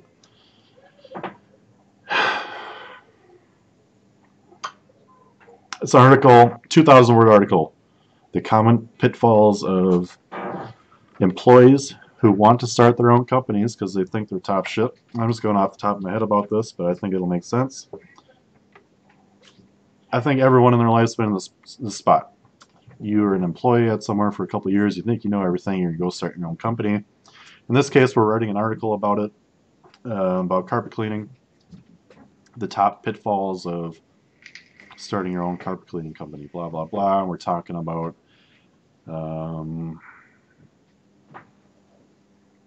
this, I don't know, whatever the stuff that can happen. The equipment's probably expensive because most legit guys have a big van and they come in with all the shit. And for some reason, Doug'sCarpetCleaning.com has a super relevant guide about how they got started and how they transitioned from like their about page or their story page. I'd like yeah, coming up at the top of my head here, but yeah, you get the idea of we've created a really, really relevant reason why this finance site is linking to Doug'sCarpetCleaning.com. And is it artificial? Yes. Is it as natural as you can probably get?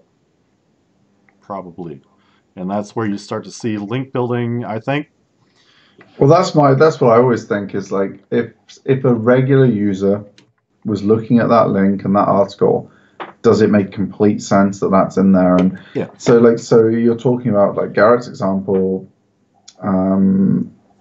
Is the Doug's carpet cleaning page on their About Us talking about that stuff? And if it is, then it makes complete sense. Maybe they don't have that page. Maybe you have to link to their jobs page, and you say, well, like in our finance site, you're talking about one of the big challenges for companies now is how they manage their contractors and the contractual status. Because a lot of them might be free, like independent contractors and stuff like that. And you talk about the legal implications there, and then you got a really natural link to their jobs page explaining the independent contractor status and how they hire their people. There's loads of ways you can make something where it's completely relevant and completely essential to the article, and people just miss it, and they build the wrong type of links. And I think the machine learning is getting better and better and better and better at understanding that stuff. I think the best way to think about it is, let's say you're in school, high school or college or university, whatever you want to call it, and you're writing a paper, and your professor expects you to cite your resources. If you wrote a paper about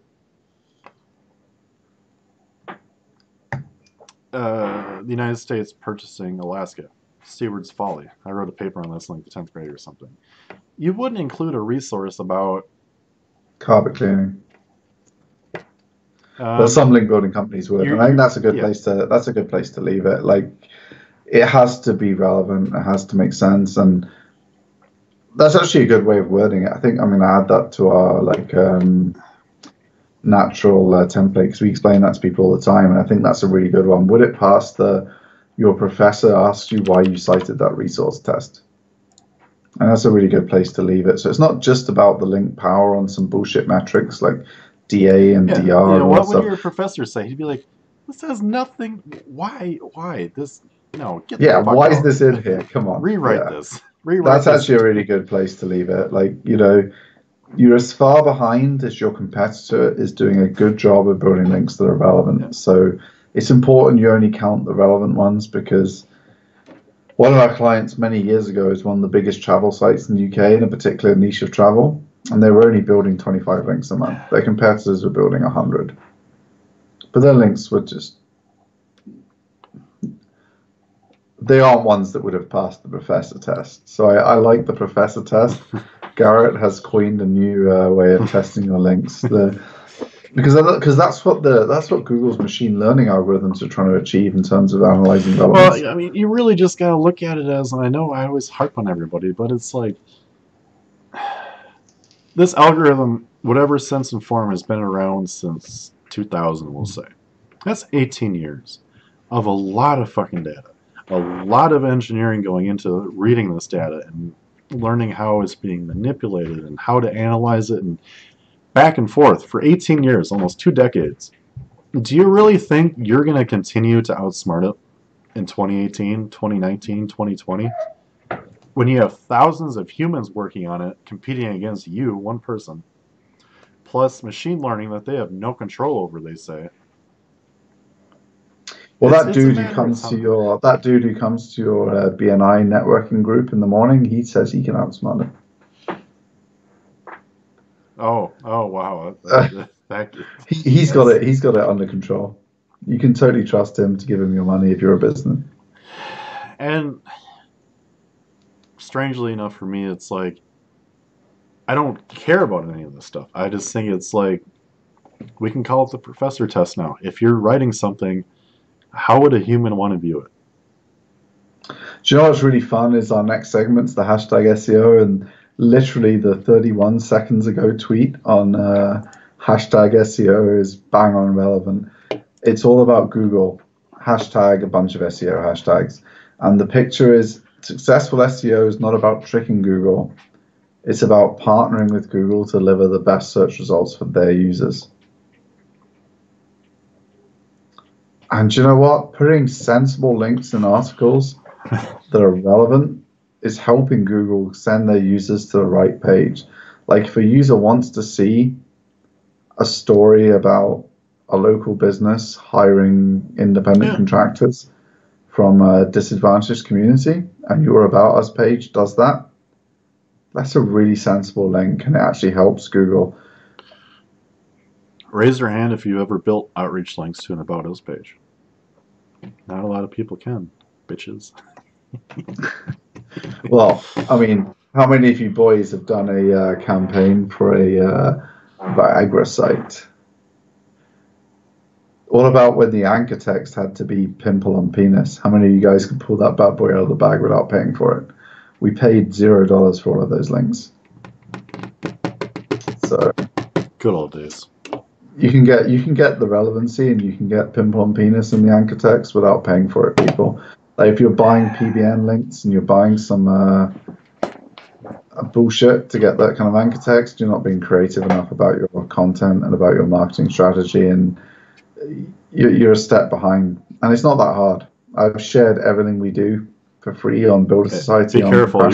You're sounding really condescending to like 95% of the SEO community. Be careful. Oh, sorry, guys. I'm not saying you all suck. It's just, compared with the industry I worked in before, you all suck.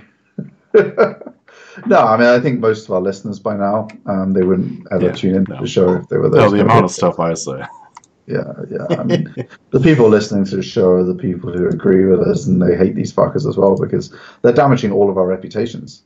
They're walking around telling local businesses, "Oh, you can trick Google." It's like, no, you fucking can't. You don't know what you're doing. You could trick Google 20 years ago. It worries me, though, the damage it does to us in the long run that these people don't get caught sooner. Why is there so much French and Chinese on this? Like, I need to learn French and Chinese to do the hashtag. Are you on Twitter? Yeah. Let me do my weekly login. Oh, don't worry. Kevin K-Bomb Bland is at the top again. He's pretty active. Go on, hit us with it. I didn't do the hashtag SEO yet, but I wouldn't worry. Most clients are dumb as fuck. They literally fuck all about what you do anyway. Fill your boots. This was in response to Damon Gochner. I seriously love audit work, but before I recall, no matter how much time I've spent, no matter how deep I've dived, no matter how many checklists and processes I follow, I always feel like I've missed something minutes before the recap call. I mean, I I think get that the feeling. thing with audits is like the clients don't want an audit. They don't want a deep dive SEO audit. They want to know. Well, actually, the main thing they want from the audit is they don't fucking understand what God's green earth we do. No, So that's they what don't care Kevin's about saying. they don't give a shit about. Yeah, Kevin's patronizingly saying Yeah, in his usual like he's the shit SEO. What's his hashtag? Is at he's like at the shit SEO or the something. shit Yeah, SEO. Yeah, yeah. If you haven't checked him out, check out at the shit SEO. Like he's kind of satirically representing the client, but the truth is they're not there to be ripped off because they don't understand what we do. But you give them this amazing audit, and they're like, it's still meaningless. what is this shit? Yeah, What you need to be telling them is what are you going to do, and that's right. why it's important to explain to them like content. Like, why should you, if you're a pest control company and you kill ants, why isn't it enough that I tell Google I'm an exterminator? Google doesn't understand that. If one of your competitors has a page, Ant Extermination New York, and he goes through in detail over 2,000 words how he exterminates ants, you can understand why Google trusts him more than you. That's what your audit needs to explain. Saying, oh, you have 1,400 less pages, you need to get some semantically related TF, IDF keywords on your site. What the fuck is that going to do to a customer? And come on, explain it to them the way the users understand. Explain it to them the way, like, who would you send a visitor to? You or this other guy? They can understand it then. Like everyone can understand it then. You have to audit differently when you're dealing with different tiers of customers. If you're dealing with the head of SEO at an enterprise company, yeah, do your fucking deep dive and send him some fucking geek out shit or her because they'll understand it. Because that's their job too. You're talking to a colleague. When you're pitching a head of marketing or a CEO, they're not your colleague. You're one of the Poindexters in the tech department. Like, tell me what I need to do. So you have to do two completely different types of audit, and they'll pay the same price. They'll order it on your website at the same price, and you'll feel like you're ripping them off if you're not doing the deep dive and giving them the geeky stuff. The truth is that they don't want that. So you have to really understand who's placed the order and do your audit accordingly. And so, rarely for the shit SEO, he's giving us some really good advice today, I think. Mm-hmm. There's a bit of talk about tweets appearing in Google search again. I think that's kind of cool.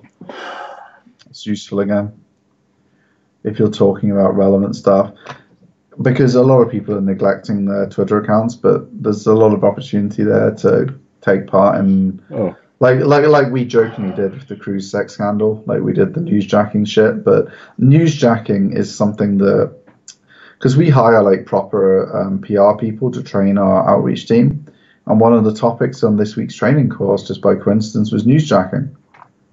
Like, get in there and figure out what's going on and make a way for your story to make sense with what the actual news is. That you're not going to change the news unless you're Coca-Cola, and even then, they newsjack. They jump in on what's going on, like that Pepsi, like that stupid Pepsi thing where they try to do the socially conscious, like everyone just drinks a Pepsi and they love the police again thing. That was just really embarrassing. But they try and use Jack. Sometimes they fail. Sometimes they call succeed. house phone. Calling house phone. Like newsjacking makes a lot of sense.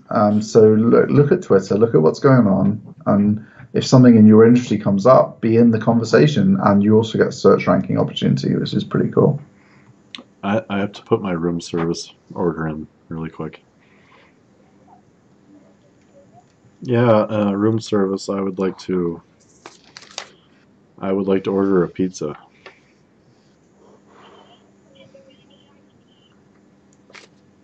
Whatever you have available.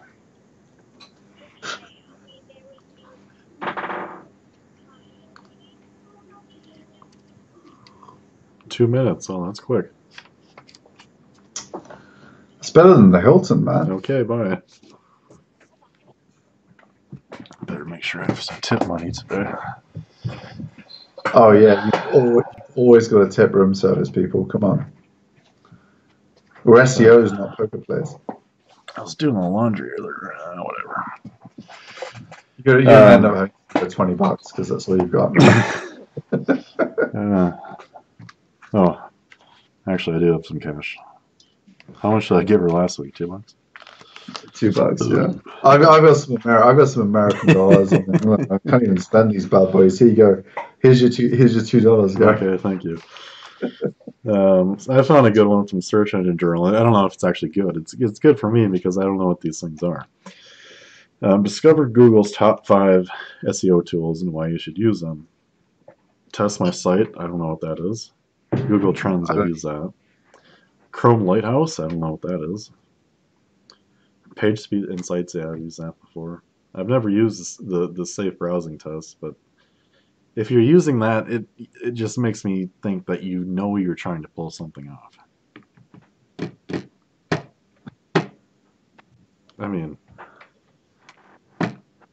yeah, unless maybe you had like a virus on your site and you wanted to make sure you got it off or something, but this one doesn't make any sense to me. Like Sabua Chowdhury thinks resume format tips are an SEO tip. Another good one. Hashtag inbound marketing. Like what? No. Yeah, so resumes that you're receiving, I can't even try to do something sarcastic. Oh, Brunswick Lady Bowling Ball, hashtag SEO. Nice one. Get yourself one of those bad boys picked up.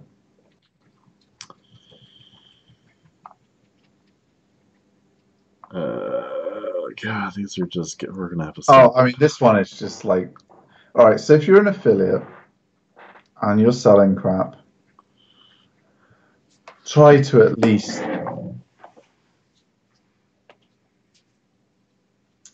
I'm waiting for the pizza to turn up now. There we go. Oh, thank you. Thank you for the quick service. Here. Don't spend it all in one spot.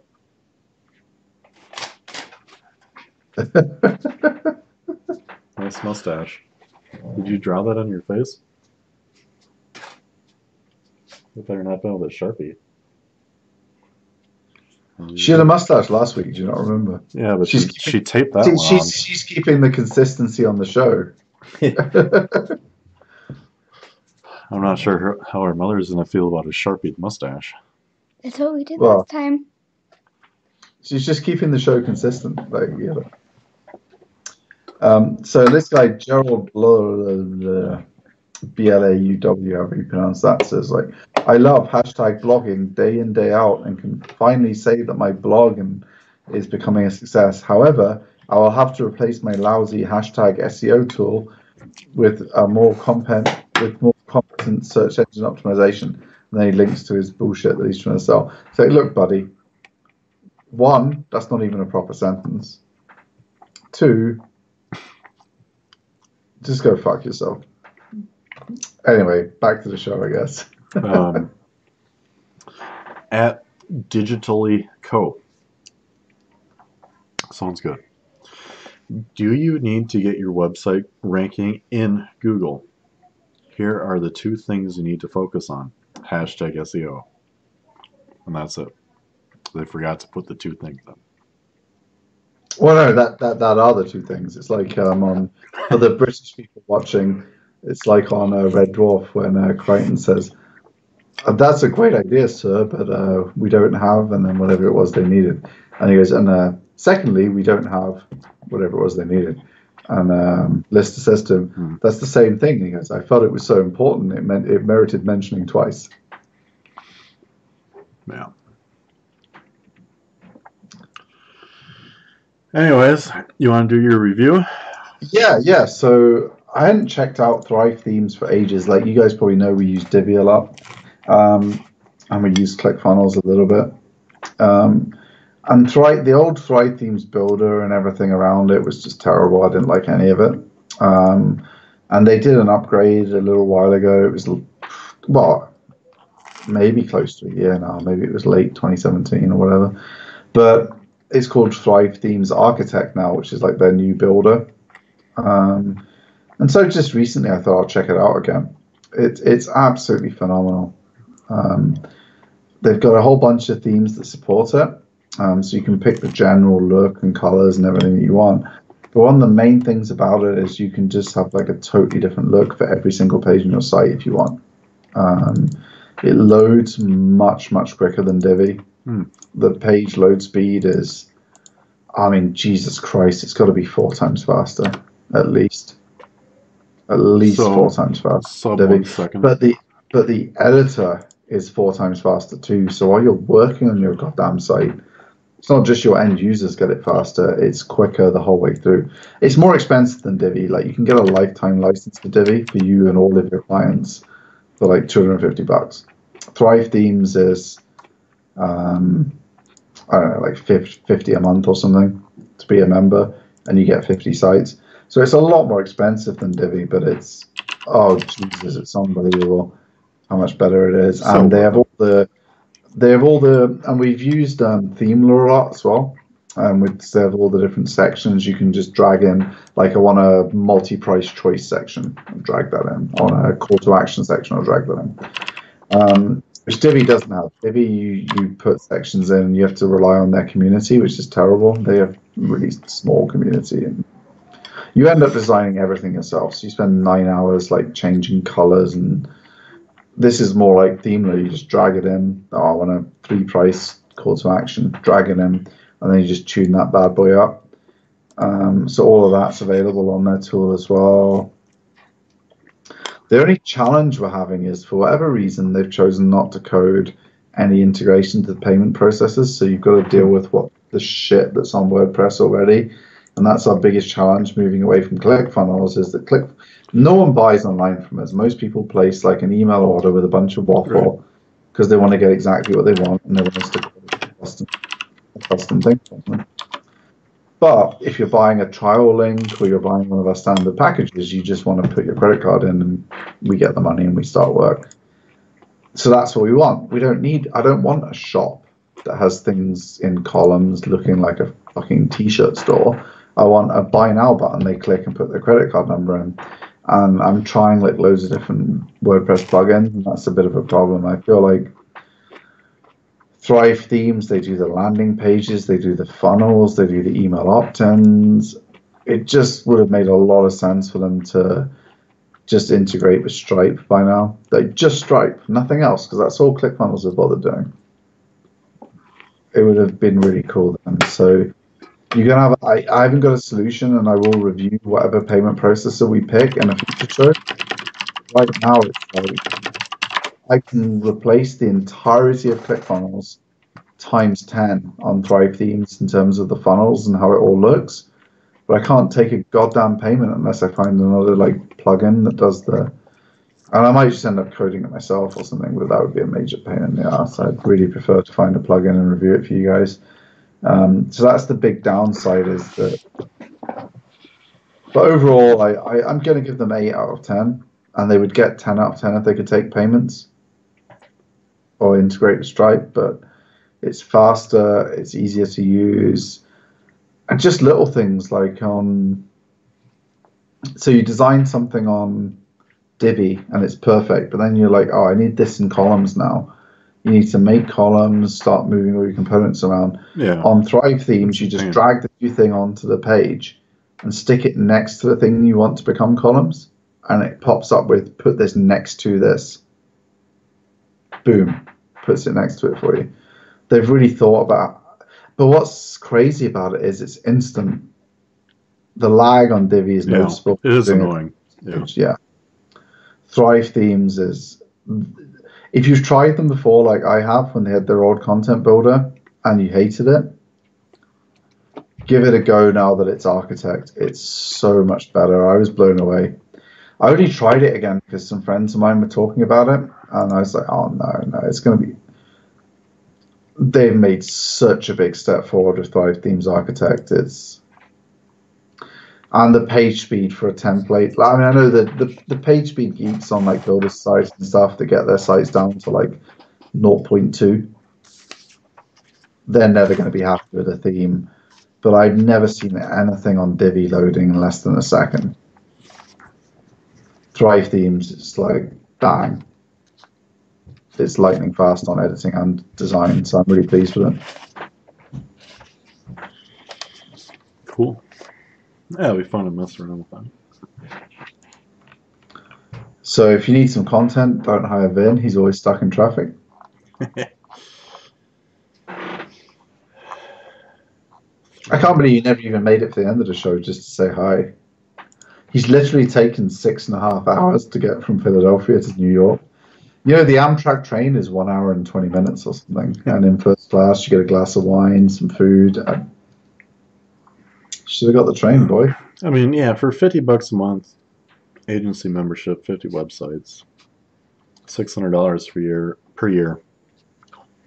That seems plenty reasonable to me. Oh, yeah. I mean, I'm blown away.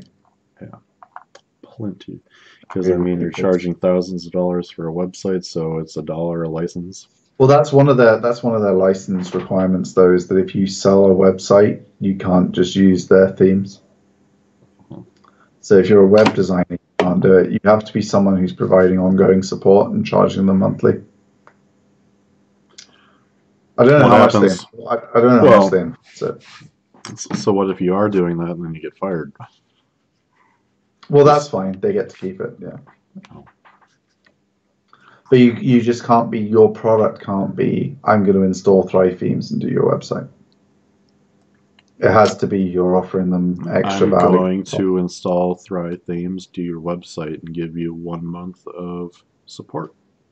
That would be compliant. Fair enough. That would be compliant. Well, I think that wraps us up. Unless you thought of a don't tweet this, I did not. Yeah, I don't have a don't tweet this, except that, well, I guess I kind of do. So last week, was it last week or the week before I did the don't tweet this when I talked about the reputation management thing where you put like the search query in? And I think that was last week. That was last week, yeah. So really interestingly, it's come out that it's been fixed now, which is why I can talk about it, but it's just really interesting around the same thing. So like when you log in to a site that has login, quite often it has $next equals and then the URL that it's going to go to next. Up until towards the end of last year, loads of sites would let you just take that URL and put next equals then your site, and then build links to that so they got indexed by Google. And then all of the authority of the site that you were doing that to would be passed to your random brand new site.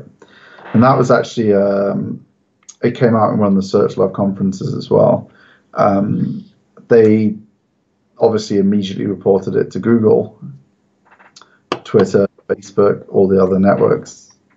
But I think it's just one of those important things to kind of bear in mind if you're doing the slightly gray and black hat stuff, is around all of these auto-gen pages. There is huge opportunity if you're doing that kind of stuff in auto-gen pages. So it's not just put a search query in, you get the right meta title, and then you can build links to that for reputation management. There's been opportunities as recently as 2017 where you could steal the authority of a university site with a login page and make them redirect all of that authority to your brand new site that would then outrank in a totally different niche because you've got 47 edu links, suddenly your payday loan's number 4. So if you are on the and again, so don't tweet this. I'm not recommending you do it. Sometimes it will be illegal in your jurisdiction. But if you are on the grey and black hat side and you're not constantly looking at security research posts around auto-gen pages and auto-gen redirects, login redirects, all that kind of stuff, and if you didn't discover that one the last 2 years, you're missing out and you're not really doing your job properly as a black hat. So if you're a bad boy, be a better bad boy if you missed that one. Because I think we should start calling black hat incompetent hat. Because that's all it really is anymore. Well, most of them are. Like, the people who discovered that were probably really angry that a researcher at a white hat agency discovered it and reported it to Google. But most people who are hearing this the first time, who think they're black hats, and I'm really sorry, you guys that are listening, and you didn't take advantage of it, and it's already gone by the time we're talking about it on the show. And it's like, well, a white hat agency was the one who found this and outed it to Google. Meanwhile, real black hats were making a fortune from it beforehand. Which is how they caught it, because they found a real, because they operate in all the competitive finance niches in the UK still. They found, obviously, like, he didn't want to say how he found it, but he found a competitor of theirs who was outranking them, and they were doing it. And that's why he grassed them up to Google, because, why wouldn't you do that?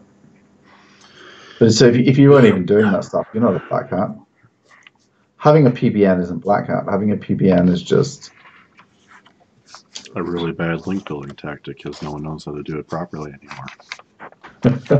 Well, it's a lazy man's grey hat, and if you're really good at it, then it's kind of a smart lazy man's grey hat. Yeah, but it's not black. I've said before, no, it's not. People that actually know how to do PBNs, they don't sell links on PBNs. They don't talk about PBNs in public. They don't do any of that shit. The people that do sell links on PBNs and talk about PBNs in public have no idea what they're doing. Because it's not a real PBN, it's a public blog network. If you're selling links in your PBN, it's a public blog network. I have no proof. I can't give any credible information, but I know Google goes and buys links off of these PBNs, and they discover the footprint really easily. And all these gurus that people pay money for these rented links. Oh, I can rent a link for $5 a month. That's what you're buying. You're buying the same links that Google buys. And it's that's really why I easy. That's why I love our paid link service, because we have like we have 1,000 active sites that we would use at any one time. Like, Google would give us $1 million, and then in 3 months' time, we wouldn't be using any of those sites anymore, because we cycle them round. So, like, they would get $1 million worth of information that was no use to them. And we're not even a big paid link seller. It's 22% of our business. But they would have to give us $1 million to find out the sites we were going to use for the next 3 months. Yeah. And after that 3 months, they would have no information. Whoever's listening, if you don't know what we mean by cycle, like, we have a lot of paid.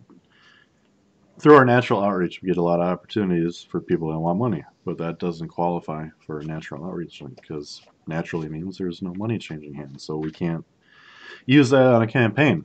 So we do save them, and we do have another product. They're paid links. Very upfront about that. But I think we're the only link building agency that cycles them out. Throws them in the trash, yeah. So meaning, we use them for a few months, and that's that. And then maybe we'll revisit them in 12 to 18 months and see, have all the other dipshit link providers that have their 2,000 site list, have they gotten on here? Because if so, we don't want to be on there anymore. We're not going to add them back to the mix. And yeah. So it's kind of funny. So if you want to make me a millionaire, please order all of our paid links this month. That would be super cool. I could quit SEO if they did that. That would be nice. Yeah. That'd be very nice. We'll become millionaires anyway, because the business is going really, really well. And thank you to all of our customers that watch. I know a lot of you guys do watch. and tweet our show out and tell your friends about it. We really appreciate all of you guys because we kill over the ourselves. last couple months. Yeah. Yeah, I mean, we kill ourselves to do good work for you guys, and with everything Ahrefs did, we did the right thing by all of you guys. Like, our new rules were better. We always, whenever we have to come up with the new tiers and new rules, 2 years in a row now because of changes at the various providers, we've made them better, and that meant like some of you got like 30-40% of your links for free. We appreciate you guys like so much, and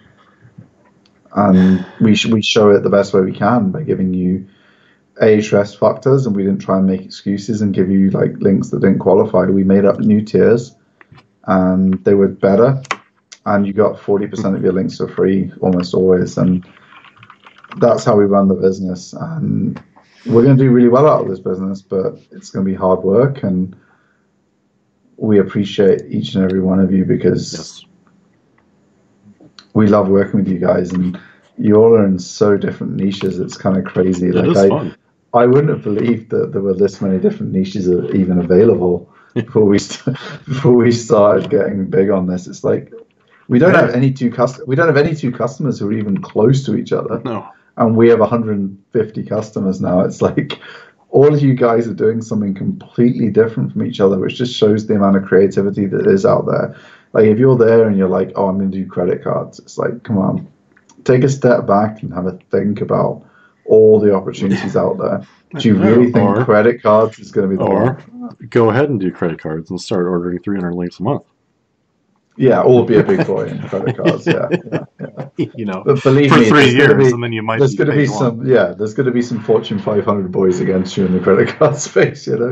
But like, people are so creative with what they come up with, and I laughed at Garrett with the candles thing, but now it's taking off. It's like, even a really tiny niche is an opportunity. It's. Hey, I was actually speaking to him. It's super fun.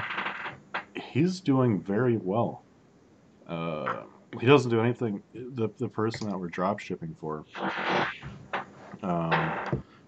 all sales are through Amazon. Doing very well. I'll tell you later, but so this should be interesting to see the benefit of organic search on this brand, because he's just doing so well. He's like, it's a side hustle for me. So he's like, I've got Amazon locked down for candles. And making this much money, it's cool. Yeah, that's awesome. So it'll be interesting to see what. Quite a few of our clients are in the same position, actually. Like, they've done the Amazon thing because it's a less sophisticated algorithm. They've been able to game it. I'm sure, yeah.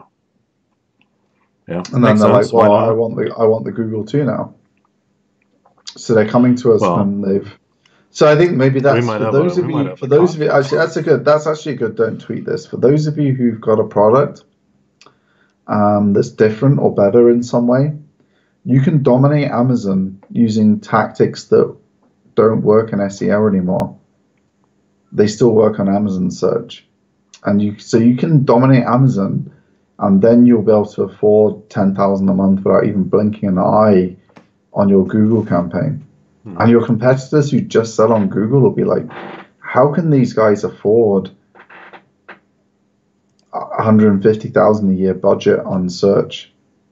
Because they're struggling to make the margins. You're just going to blow them away on two. So I think if you actually have a physical product, play the Amazon game first, and then you'll free the money up to attack the organic, and then you'll kill your organic competitors too. And then you'll kill your Facebook competitors because you'll be able to spend $500,000 a year on Facebook ads, because once you dominate those two, you'll be making so much money you're not even going to know what you're doing with it.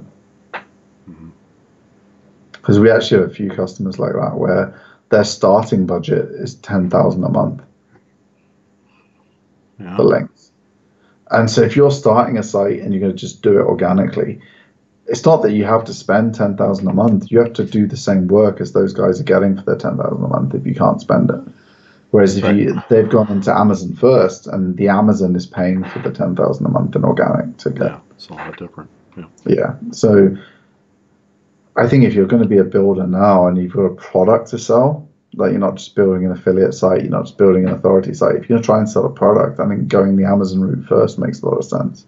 I know that doesn't help us because it means you're not going to hire us immediately, but I think for your own long-term success, that's the way to go if you've got a product. Mm-hmm. So 2 don't tweet this is, but yeah. Extra value. No bin though, so they lost the content part of the. Stuck on the. We'll do the how far are you behind on content next week, just so you don't miss out on that. That will be the main topic next week. We did links this week. We'll do content next week. It's the main topic. I have a sponsored announcement. My butler paid $2 to follow her, my butler, at YouTube at Pixie Panda, Pixi. What can they expect to see on Pixie Panda? Probably her videotaping herself playing Roblox or The Sims. Cool. So Sims and Roblox at Pixie Panda. Yes. Yeah, otherwise I think we're done here. Smash that like button. Yeah, smash that like button, share, subscribe, email Steve all your questions. I've been coming up with a word of the day. Yeah, do you know what? No one's been sending any fucking questions in lately. It's like I was getting bombarded. And then we get complaints that people say we don't have anything good to talk about. Well, if you have stuff you want us to talk about, just put in an anonymous email saying I'd like to learn about this, and either we'll talk about it or we'll find someone that's an expert at it. Is anyone at Brighton SEO, by the way? If you're at Brighton SEO, tweet me at SD Brownlee. We're going to be having an old-fashioned SEO meetup. I might even be flying over for it. I haven't decided. Garrett may be over as well for 2 days. I don't know. we'll definitely have the Wallabomb, who was on the show last year's Brighton SEO. It's going to be good fun. We're going to be drinking old fashions and just chilling out. It's a rum old fashioned they do at the Hilton, so it'll be a rum old fashioned, not a traditional old fashioned. It's interesting but delicious. Okay. You will have a hangover tomorrow. Is it spiced sugary rum? Yeah, it is. You will have a hangover.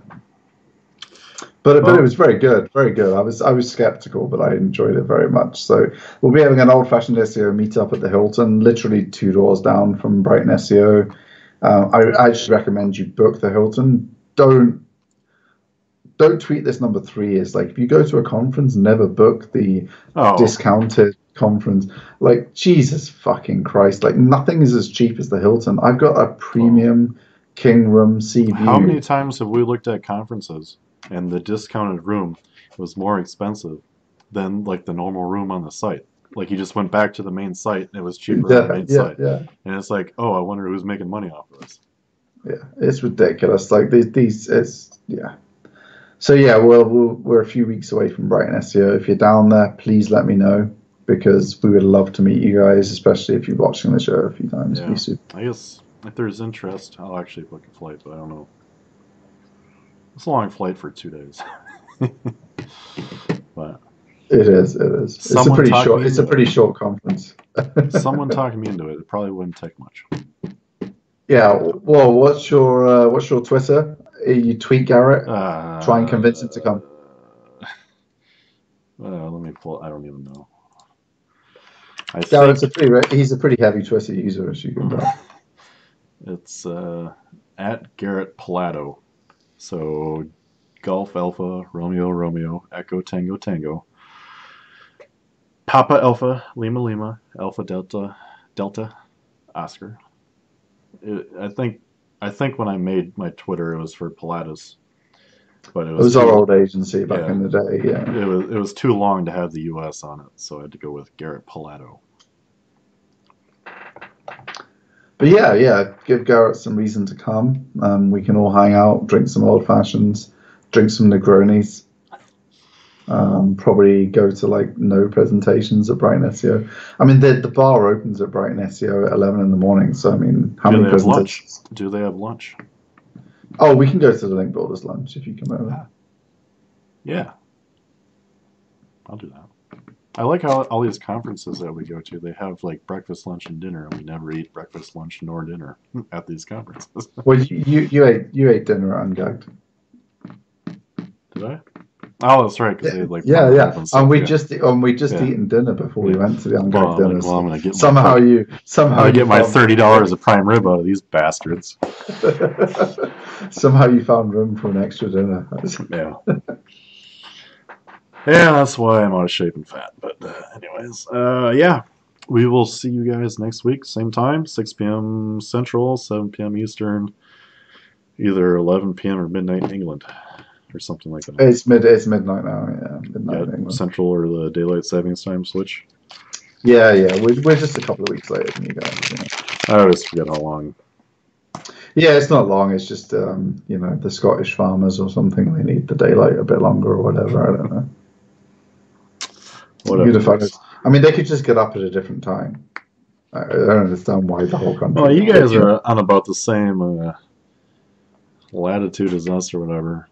Because here in the summer, it's sunlight from like at peak from like 4:45 in the morning till 10 at night. Yeah. This time of year, it's just light all the time anyway. Like, if the Scottish farmers a bit further north have a problem, I don't understand why they couldn't just get up at a different time. Oh, yeah. Like they don't have to get up at like 7 in the morning because that's the time in London. They could just do whatever the hell they wanted. Yeah. And then they just stop their day half an hour earlier or whatever the fuck. Yeah. I don't like daylight saving time, in case you guys haven't noticed. No. I think it's sort of bullshit. It is stupid, but here we are. Anyways, we'll see you next week. Later. We will have Vin, and we'll make him talk about content and how far behind you are. Vin's going to say every word in the show next week. To be honest, I really fancied it. I feel like after the 24 hours of SEO, I found the show really hard. I feel like we spoke more about SEO than I had done in the previous 10 years. I don't want to talk about SEO anymore ever again. No. So the show's been a real battle since we did that 24-hour charity event. Yeah. All right, well, I'm going to hit stop. See you guys later. Adios. See you guys later.